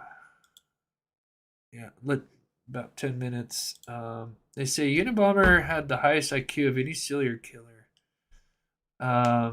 This guy might give him a run for his money, both from Washington State. Oh, wow. Interesting. What a waste. I mean, all that schooling, and that's crazy.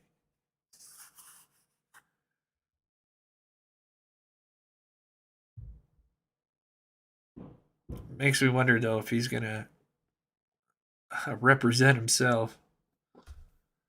I joined late. What are the charges? Right now, they say first degree murder. that's about it. So we've got 10 minutes to go. I've got my volume booster on. I'll probably mute myself because we got dogs barking, but I'm going to mute my thing here. It's probably the FedEx guy or something. They show up and dogs go nuts.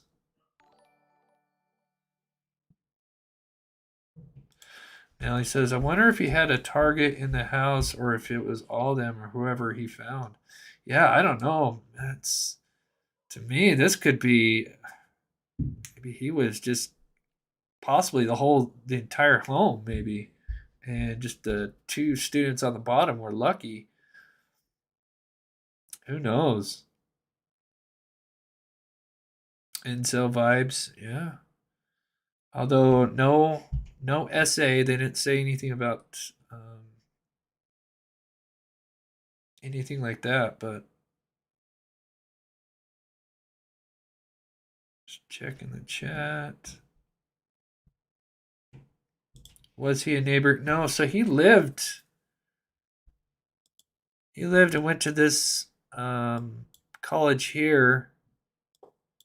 But they do say that the students that go to Washington State would often go and hang out near Moscow. And so maybe he did run into 1 or 2 of them and something happened. And then, but whatever happened after the murders, instead of heading back home, he jetted back east and they found him all the way in Pennsylvania. I mean, 2,500 miles away.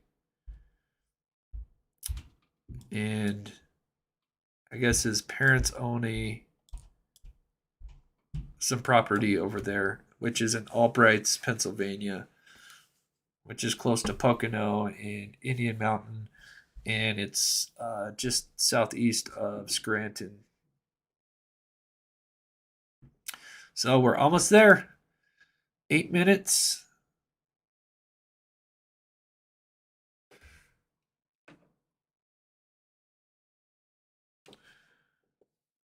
Maybe he was a stalker. Yeah. Thank you so much, Moto Man. Yeah, he does have that kind of creepy stalker vibe. Anything else?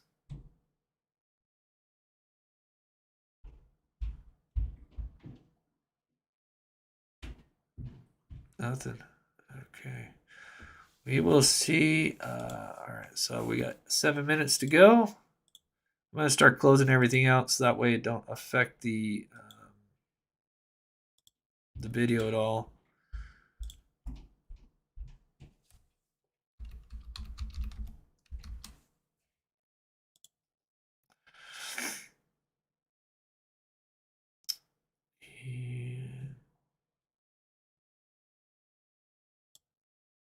Don't spend another dime on Amazon until you watch this first. Look, I love Amazon Prime.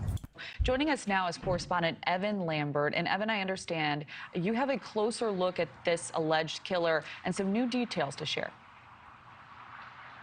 Yeah, so what we've been able to confirm really within the last 10 minutes or so, there are court records online. The Latah County, Idaho court records confirm that someone with the same name as the suspect, Brian Koberger, same age as well, so it appears to be the suspect, was in Latah County in August and was pulled over for a seatbelt violation, ended up paying a $10 fine. So if these allegations are true, that he is the suspect in these murders, it means that he was in that county in the same area of the killings before, so multiple times, not just for the killings, according to these allegations, but back in August, according to these court records. Again, it appears to be the suspect here, same first, last name, middle initial, and same birth year. And so those records confirming again that someone who appears to be the suspect was in that area in August, which is not incredibly shocking, considering that he was enrolled at Washington State University in Pullman, which is very close to Moscow, Idaho, just over the state line there. But that's something that we've been able to confirm just within the last few minutes or so. But again, you know, this picture of the suspect, Brian Koberger, is developing here, and we're learning a lot more about what he studied. We know that he studied criminology and criminal justice in both his master's degree, I believe undergrad was in psychology, master's degree, and as a PhD candidate at Washington State University in that same area. And again, you know, one of those things that we've been talking about is that chilling connection. Again, if he turns out to be the person responsible for these murders here, between being accused of that and then just having intimate knowledge of how the criminal mind works, you'd imagine that this is something. So he had some kind of a traffic violation, they said, earlier in August. You know, in advanced degrees that he would be studying. We know that he was doing a research project, according to postings on Reddit, where he was trying to understand elements of the criminal mind, emotions, and psychology of, you know, what goes into someone's decisions around committing a crime, putting in a post online, asking for volunteers to talk about that so that he can use that as part of his research. This was for DeSales University, where we understand he got his master's in criminal justice in May 2022. And so, again, you know, those connections, extremely eerie. You know, if he ends up being convicted and being the person responsible for these murders here. But just to recap, really within the last few minutes, we've been able to confirm that someone that appears to be the suspect was in Latah County, Idaho before, in August, and we know those murders took place in November. So this, if these allegations are true, is not the first time he was in that area near. So he had some kind of infraction in Latah County, which is basically near Moscow or in Moscow. And that was in August. So that was August, September. So just a couple months before the murders. Thank you so much, Tom. And Getting Any, laugh out loud. Not sure what Getting Any, but thank you so much, Tom. Mickey Duff, fantastic coverage. Thank you, Chris. Yep, we are. If you're just tuning in, we are going to jump over and start the press conference. It's starting in 3 minutes. Thank you so much for being a member. Oh, looks like it's going to start already. Oh, looks like they're going to. Okay, we're on. Looks like they're kind of doing a early start here. So I'm going to probably make myself a much smaller. Thank you, McDuff. I'll probably, if you do donate or anything, I'll have to try to get to it after so I don't kind of interrupt the press conference. Thank you so much, Mickey Duff, for the $10. Try to get rid of this border.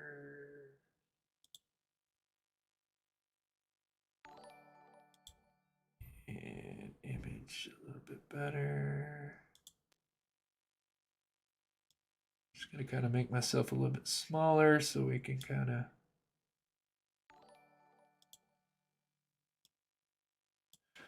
So you guys can get the full screen.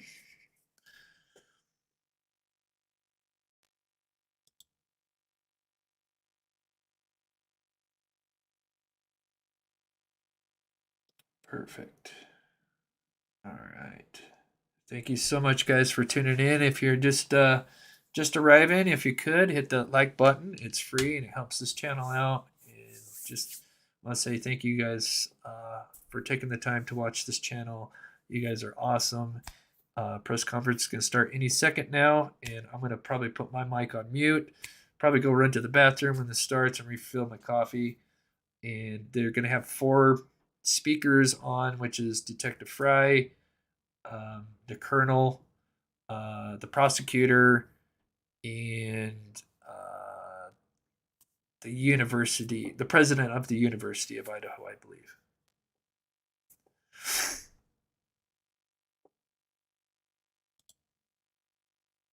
And just thank you, mods, for all your hard work. Okay, it's starting now. Any second.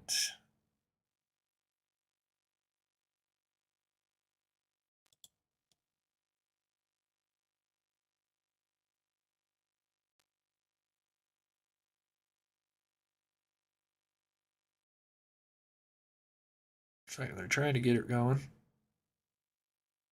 There we go. Nope. Let's hope they don't have any problems.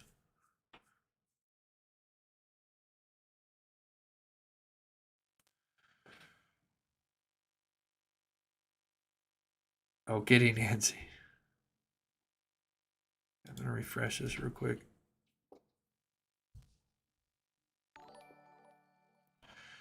They got 53,000 people in here. That's crazy.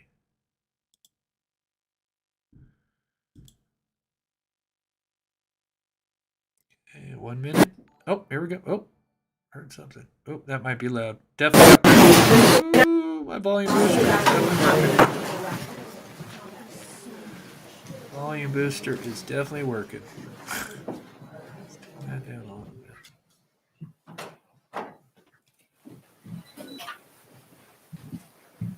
Not the best quality. Thank you for coming today. There we go. Last night, in conjunction with the Pennsylvania State Police, the Federal Bureau of Investigation, detectives arrested 28-year-old Brian Christopher Kohlberger in Albrightsville, Pennsylvania, on a warrant for murders of Ethan, Zana, Madison, and Kaylee. I want to personally thank these agencies for their assistance in this case. Kohlberger resides in Pullman, Washington, and is a graduate student at Washington State University. We will provide as much information as we can about the extradition to Idaho and the criminal process. However, due to Idaho state law, we are limited in what information we can release today until Kohlberger has his initial appearance in Idaho court. I want to express my appreciation to our local community, the people of Idaho, and those throughout our nation who provided information to help us investigate these murders has been very impressive. We've received over 19,000 tips, and we've conducted over 300 interviews. To recap this case, on the evening of November 12th, Kaylee and Madison arrived home at about 1:56 a.m. after visiting a local bar and street food vendor. Ethan and Zana were at the Sigma Chi house before arriving home around 1:45 a.m. The two surviving roommates had also been in the community but returned around 1 a.m. On the morning of November 13th, a 911 call was made at 11:58 a.m., reporting an unconscious person at the residence. The call came from inside the home from one of the surviving roommates' cell phones. Moscow police responded and found 2 victims on the 2nd floor and 2 victims on the 3rd floor. On November 17th, autopsies were conducted, and the Latah County coroner confirmed the identity of the 4 victims. The cause and manner of death was homicide by stabbing. Some had defensive wounds, and each had been stabbed multiple times. These murders have shaken our community, and no arrest will ever bring back these young students. However, we do believe justice will be found through the criminal process. This was a very complex and extensive case. We had developed a clear picture over time, and we stand assured that the work is not done. But be assured the work is not done. This has just started. Since November, we have remained laser focused on pursuing every lead in our pursuit of justice for the victims and their families. I recognize the frustration with the lack of information that's been released. However, providing any details in this criminal investigation might have tainted the upcoming criminal prosecution or alerted the suspect of our progress. We will continue to provide as much information as we can as the process moves forward. Today, I want to specifically thank our dedicated Moscow Police Department detectives, patrol officers, the Idaho State detectives, the Idaho State troopers, and their crime lab technicians and scientists, and the Federal Bureau of Investigation for the resources and personnel to conduct this massive investigation. It was the dedication of them and the persistence and the numerous hours that led to an arrest. Fortunately, these highly skilled people worked together as a cohesive team to solve this case. I also want to thank our community and the nation. Over the past 6 weeks, I've been continually reminded of how much our community cares. Locally, public support has been exceptional with kind words, food for investigators, and letters of support. You will never know how much your words of encouragement help us through these trying times. I appreciate each of you and each of your kindness. Agencies and individuals from across the nation have reached out to us to express their support to this department. I'm reminded how our Moscow community, our families, and the nation has been impacted by this daily. Finally, I do want to thank our media partners for the help. You kept this in the news. You helped us with tips. You kept things going, and we truly appreciate that. And you are the product of those 19,000 tips that we received, which is an impressive number. I would like to invite Bill Thompson, the county prosecutor, up at this time.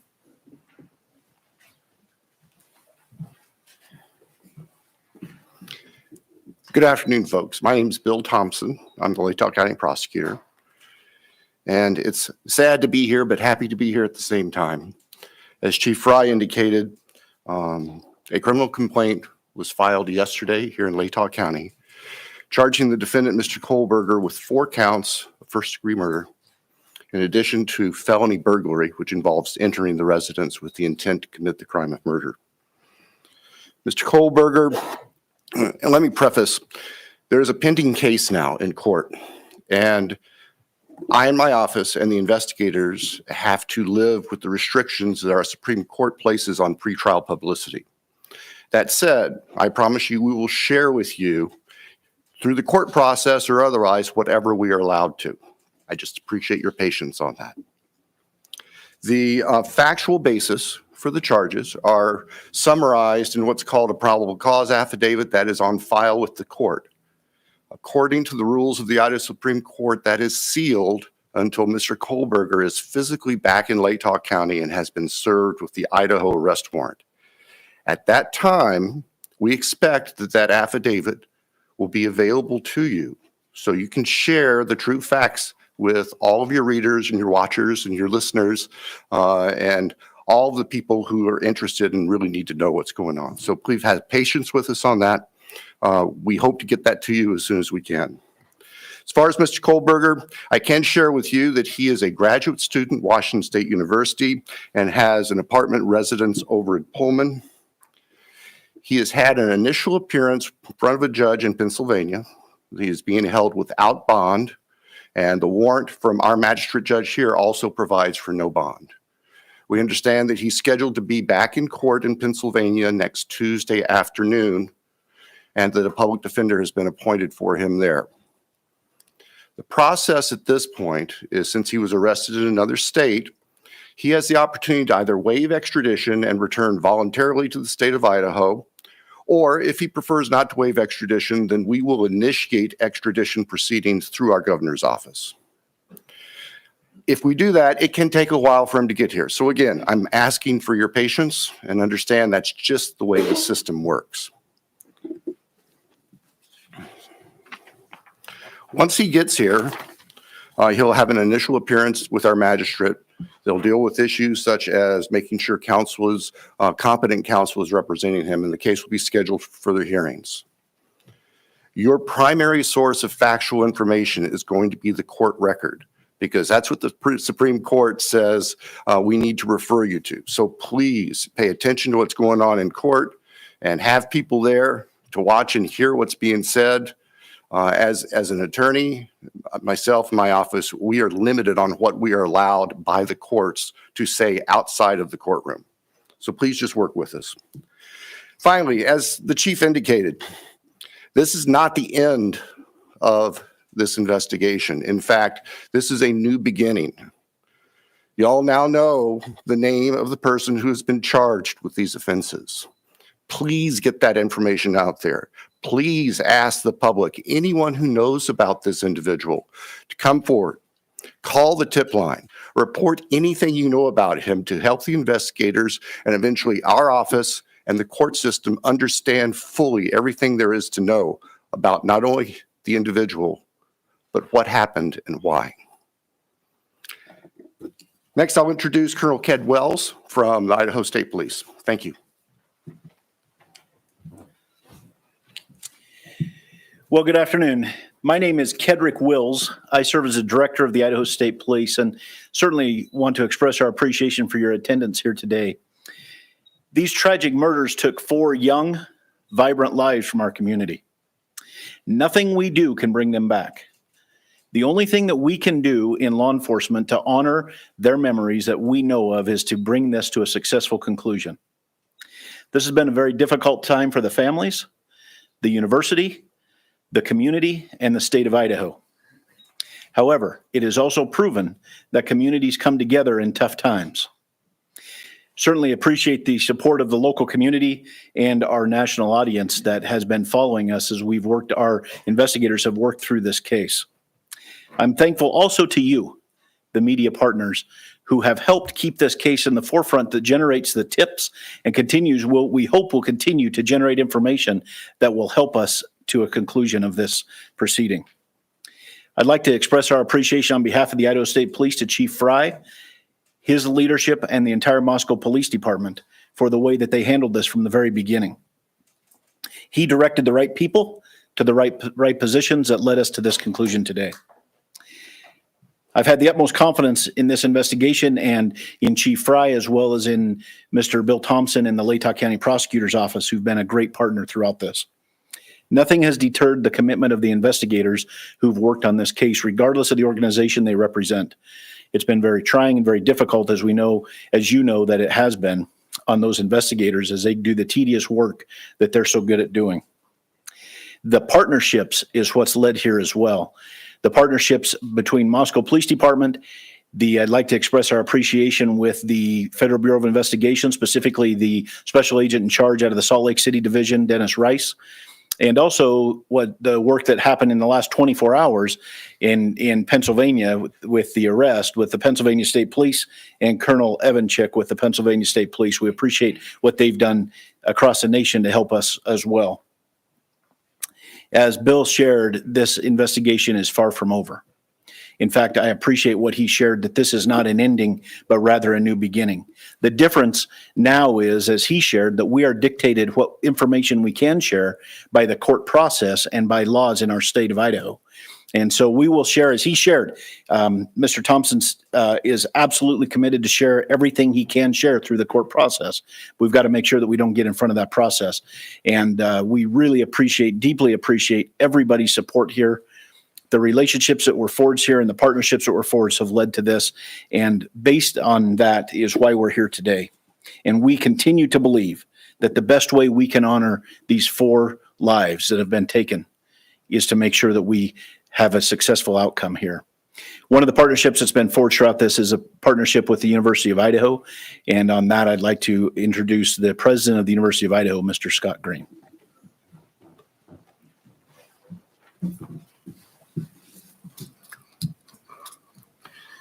Thank you. Good afternoon. Scott Green, President of the University of Idaho. Today's news of arrest is a welcome one. It's relief to our university, our community, and our extended Vandal family. The outpouring of support over the past 6 weeks helped sustain us during the most trying time. It provided the strength that helped us navigate the international scrutiny visited on our students and employees. We are truly thankful for the compassion and acts of kindness shown to our community. Kindness is contagious, and it provided the light that reclaimed ground lost to evil and darkness. We first want to acknowledge and thank Governor Little for the early promise of financial support that enabled the university to secure our campus and focus on helping our students and our employees in the wake of the crimes.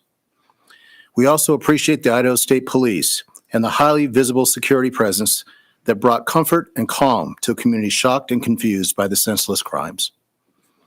We never lost faith that this case would be solved and are grateful for the hard work of the Moscow Police Department and their law enforcement partners. Vast and committed FBI resources brought important expertise to this complex case. Across the board, dedicated, highly competent personnel worked this case to arrest. This crime has nevertheless left a mark on our university, our community, and our state. While we cannot bring back Maddie, Kaylee, Zana, and Ethan, we can thoughtfully and purposefully carry their legacy forward in the work that we do. Our students come first, and that was proven each and every day of this investigation. We are committed to safely delivering the college town atmosphere, campus experience, and high-touch quality education for which the University of Idaho is known. With time, we will heal. We will move forward together, and we will remain Vandal strong. With that, I'd like to turn it back over to Chief Fry.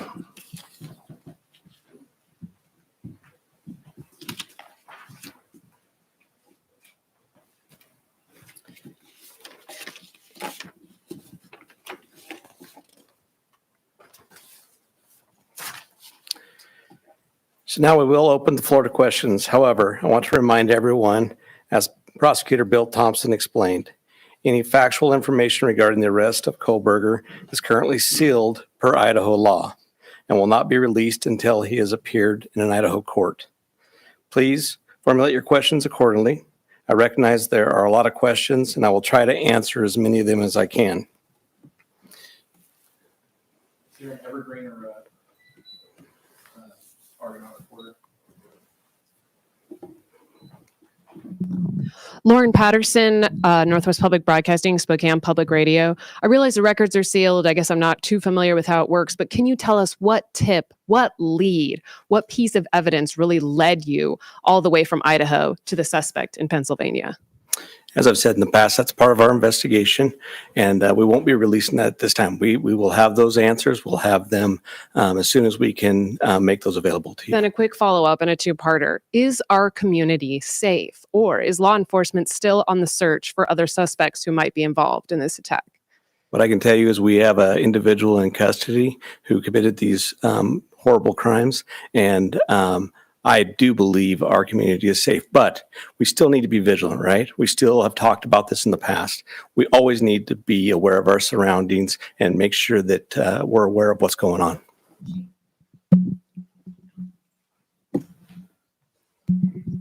Hi, Chief. How soon into the investigation did police and law enforcement begin to spot Mr. Kohlberger as a potential suspect? And a follow-up, how many tips, if you can say, were specifically related to Mr. Kohlberger? To the tip part, honestly, I can't answer that question, so I'm not even going to speculate on that. On the other part, that's part of our investigation, and it will come out. I'd like the mic to please come right over here. Thank you. Dana Griffin with NBC News. Can you confirm that Kohlberger asked whether or not anyone else had been arrested when he was in custody? I cannot confirm that, or I'm not sure of that information, but that would still be a part of our investigation. Did CODIS initially return any hits on this guy? That's still part of our investigation. That will come out. If we could get somebody over here, please. And then one final question. Is there any message to the online sleuths who slandered and harassed people who they believed were responsible? There was a lot of speculation going on, and we've always said from the very beginning that we're the official message that comes out, and to pay attention to what we're putting out there to the press. I'm Nancy Liu with News Nation, and we were over at the house this morning, and you told us that the remediation would begin today. It was suddenly stopped. Can you tell us why? Yes. The house cleanup has been halted, and that came by a legal request from the court. Christina Corbin, Fox News. Chief, have you identified a motive? That is part of the investigation, and that will come out as we continue the investigation. But what we still ask is for people to continually send us things in the tip line. We are still looking for more information. We're still trying to build that picture, just like we have stated all along. We're putting all the pieces together, and that will help.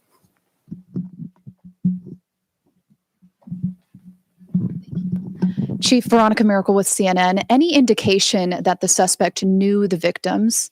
That's part of the investigation as well. It won't be something that will come out at this point in time, but as we continue the investigation and as this case goes to trial, that will be brought forth. Have you spoken to the families? Can you tell us what they've told you today?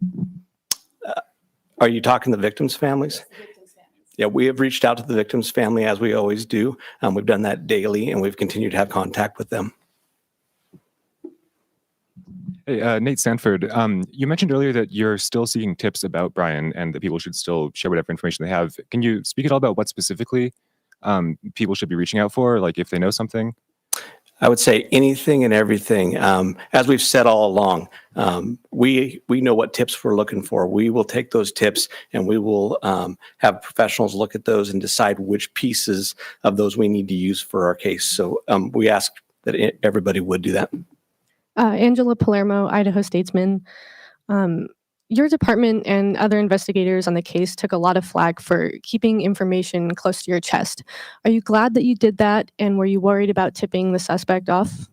I will 100% stand behind the way that we handled this investigation. And this all started from day one with our patrol officers arriving on scene, locking down the scene, us calling in the Idaho State Police, us calling in the FBI, and keeping information that was pertinent to this case very, very tight. We want to have a situation where when this goes to trial, there is no doubt that we've done everything right and we've slowed down and we've continued to slow down. We'll continue to do that. Hey, Chief. Have you guys found the murder weapon or the Hyundai Elantra? So we are still looking for all pieces of evidence, but we are still looking for the weapon. And I will say that we have found an Elantra. Stephanie Becker with CNN. Can you tell what it was like when you got the phone call when the police told you that they had your suspect? I can tell you, for a lot of law enforcement, it was a fairly sleepless couple of days with as we were leading up to everything that we were doing. But what I can tell you is I have faith in those agencies across the nation. I have faith in our officers. I have faith in the FBI, and they did a great job. But sure, there was some times, even throughout the day, that we were always concerned. Hi, Chief. Don Ubak at CBS News. Can you talk a little bit more about the suspect's connection to Pennsylvania? All I know is that he lives in Pennsylvania. Chief Guy Tannenbaum from Nonstop Local KHQ in Spokane. More about the Elantra. We saw reports that you mentioned that you recovered an Elantra, but can you specify where that was found? And we know that was one of the biggest pieces of information you were asking from the public to tip. Were you able to provide an information on whether those tips led to this seizure of an Elantra? That's still part of the investigation that will come out in the future.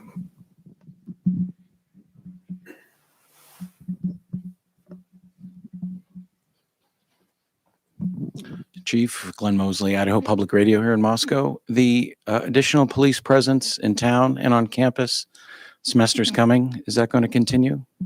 You will continue to see state troopers in the area. We're talking to Latah County as well. You will see a presence of us that we're always have up on campus. We have assigned officers to that. So you will continue to see a law enforcement presence. I'm going to take two more questions. Hi, Chief. Julie Scott, ABC News. Can you tell us if you eventually had a license plate number to the Elantra and how you tracked it to Pullman? That's still part of the investigation that will come out.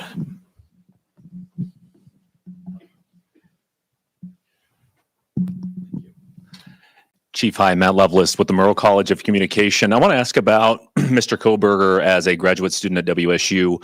Are you aware of if he returned to campus after November 13th?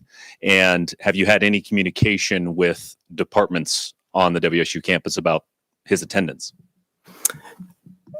So some of that is going to be followed up as we continue our investigation. We'll be asking some of those questions, but that'll come out in the near future. So what I do want to do is I want to thank you all. You really have been the national voice for us. You've given us the opportunity to get many, many tips. And I do appreciate everything you've done, and we'll continue to look forward to working with you in the future on this. So I'd like to thank you for that, and thank you for your time.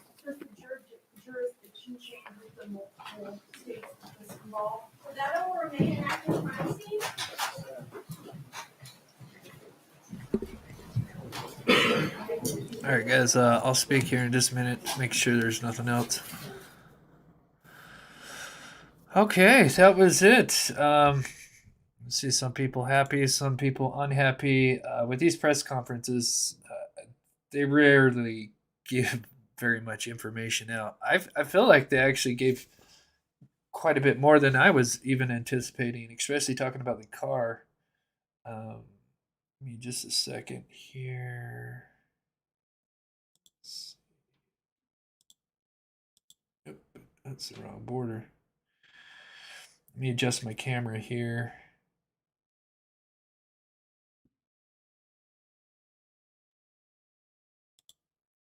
There we go. Bring that up a little bit. Just fixing my camera. I just wanted to make myself smaller while we were watching that. All right, so we'll just recap everything real quick.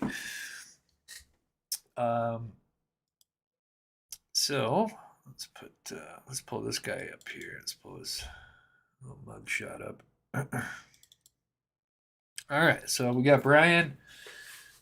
He's 28 years old, has a PhD in Washington State. So basically, he is charged with 4 counts of first-degree murder, also 1 federal for burglary. So he's got 4 counts and then 1 charge for burglary.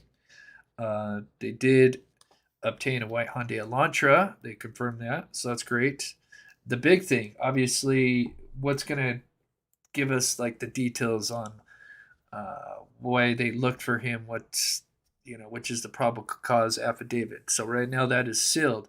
But what they said is after he's extradited back over to Moscow or Latah County, they will unseal that. So that is on January 3rd is when his extradition hearing or whatever. So I don't know if it would be January 3rd that they'll unseal it or a day or two after. So that's not far away. I mean, today's the 30th. That's 4 days away.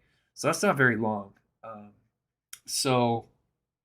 And the probable cause affidavit will have basically a basic outline of why, they suspect Brian and what evidence they have against him and stuff like that, and maybe some details about the crime itself. And that's pretty much what a basic probable cause affidavit is. So we'll probably learn a lot more in the upcoming following days. And I'm sure in between now and January 3rd, there'll probably be some stuff that, they always dig into things like this and find little nuggets. So I'm sure we'll probably learn stuff throughout the next following days.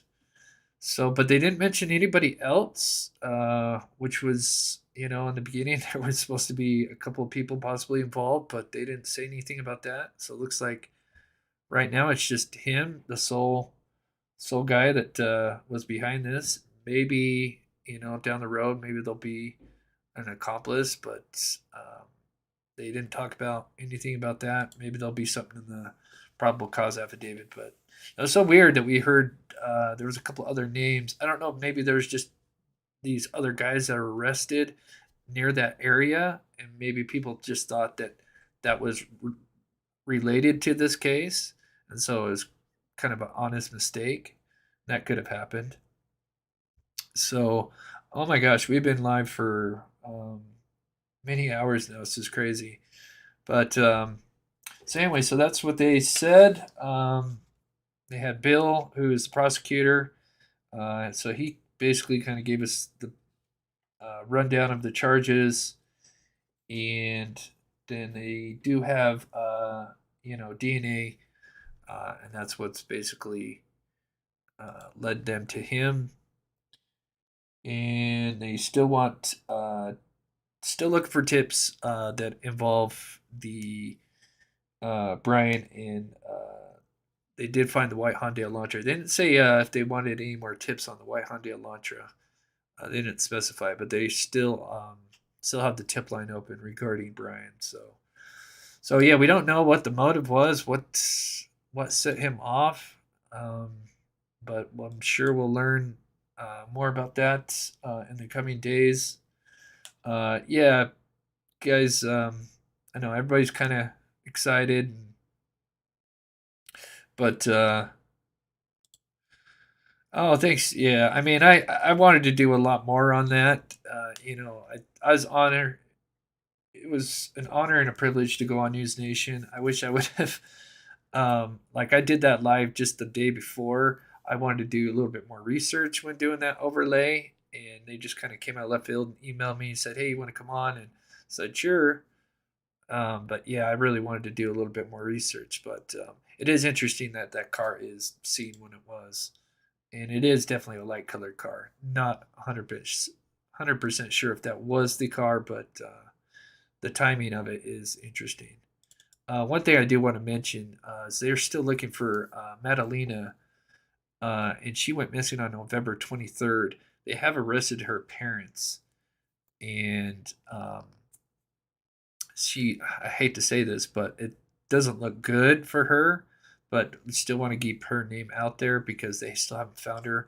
But the parents have been arrested. I think she has a mother and a stepfather that were arrested. And I believe it's in regards to her disappearance. But she's just, let's see, it's got her age on here. Can't remember her age. It doesn't have her age on here. Born in 2011, so she would be 11 years old. 11, 12 years old. Brown hair, brown eyes. Anyway, she's still missing, and that's out of Cornelius, North Carolina. So if anybody's out there, keep a lookout for her. We always try to help out by featuring the missing.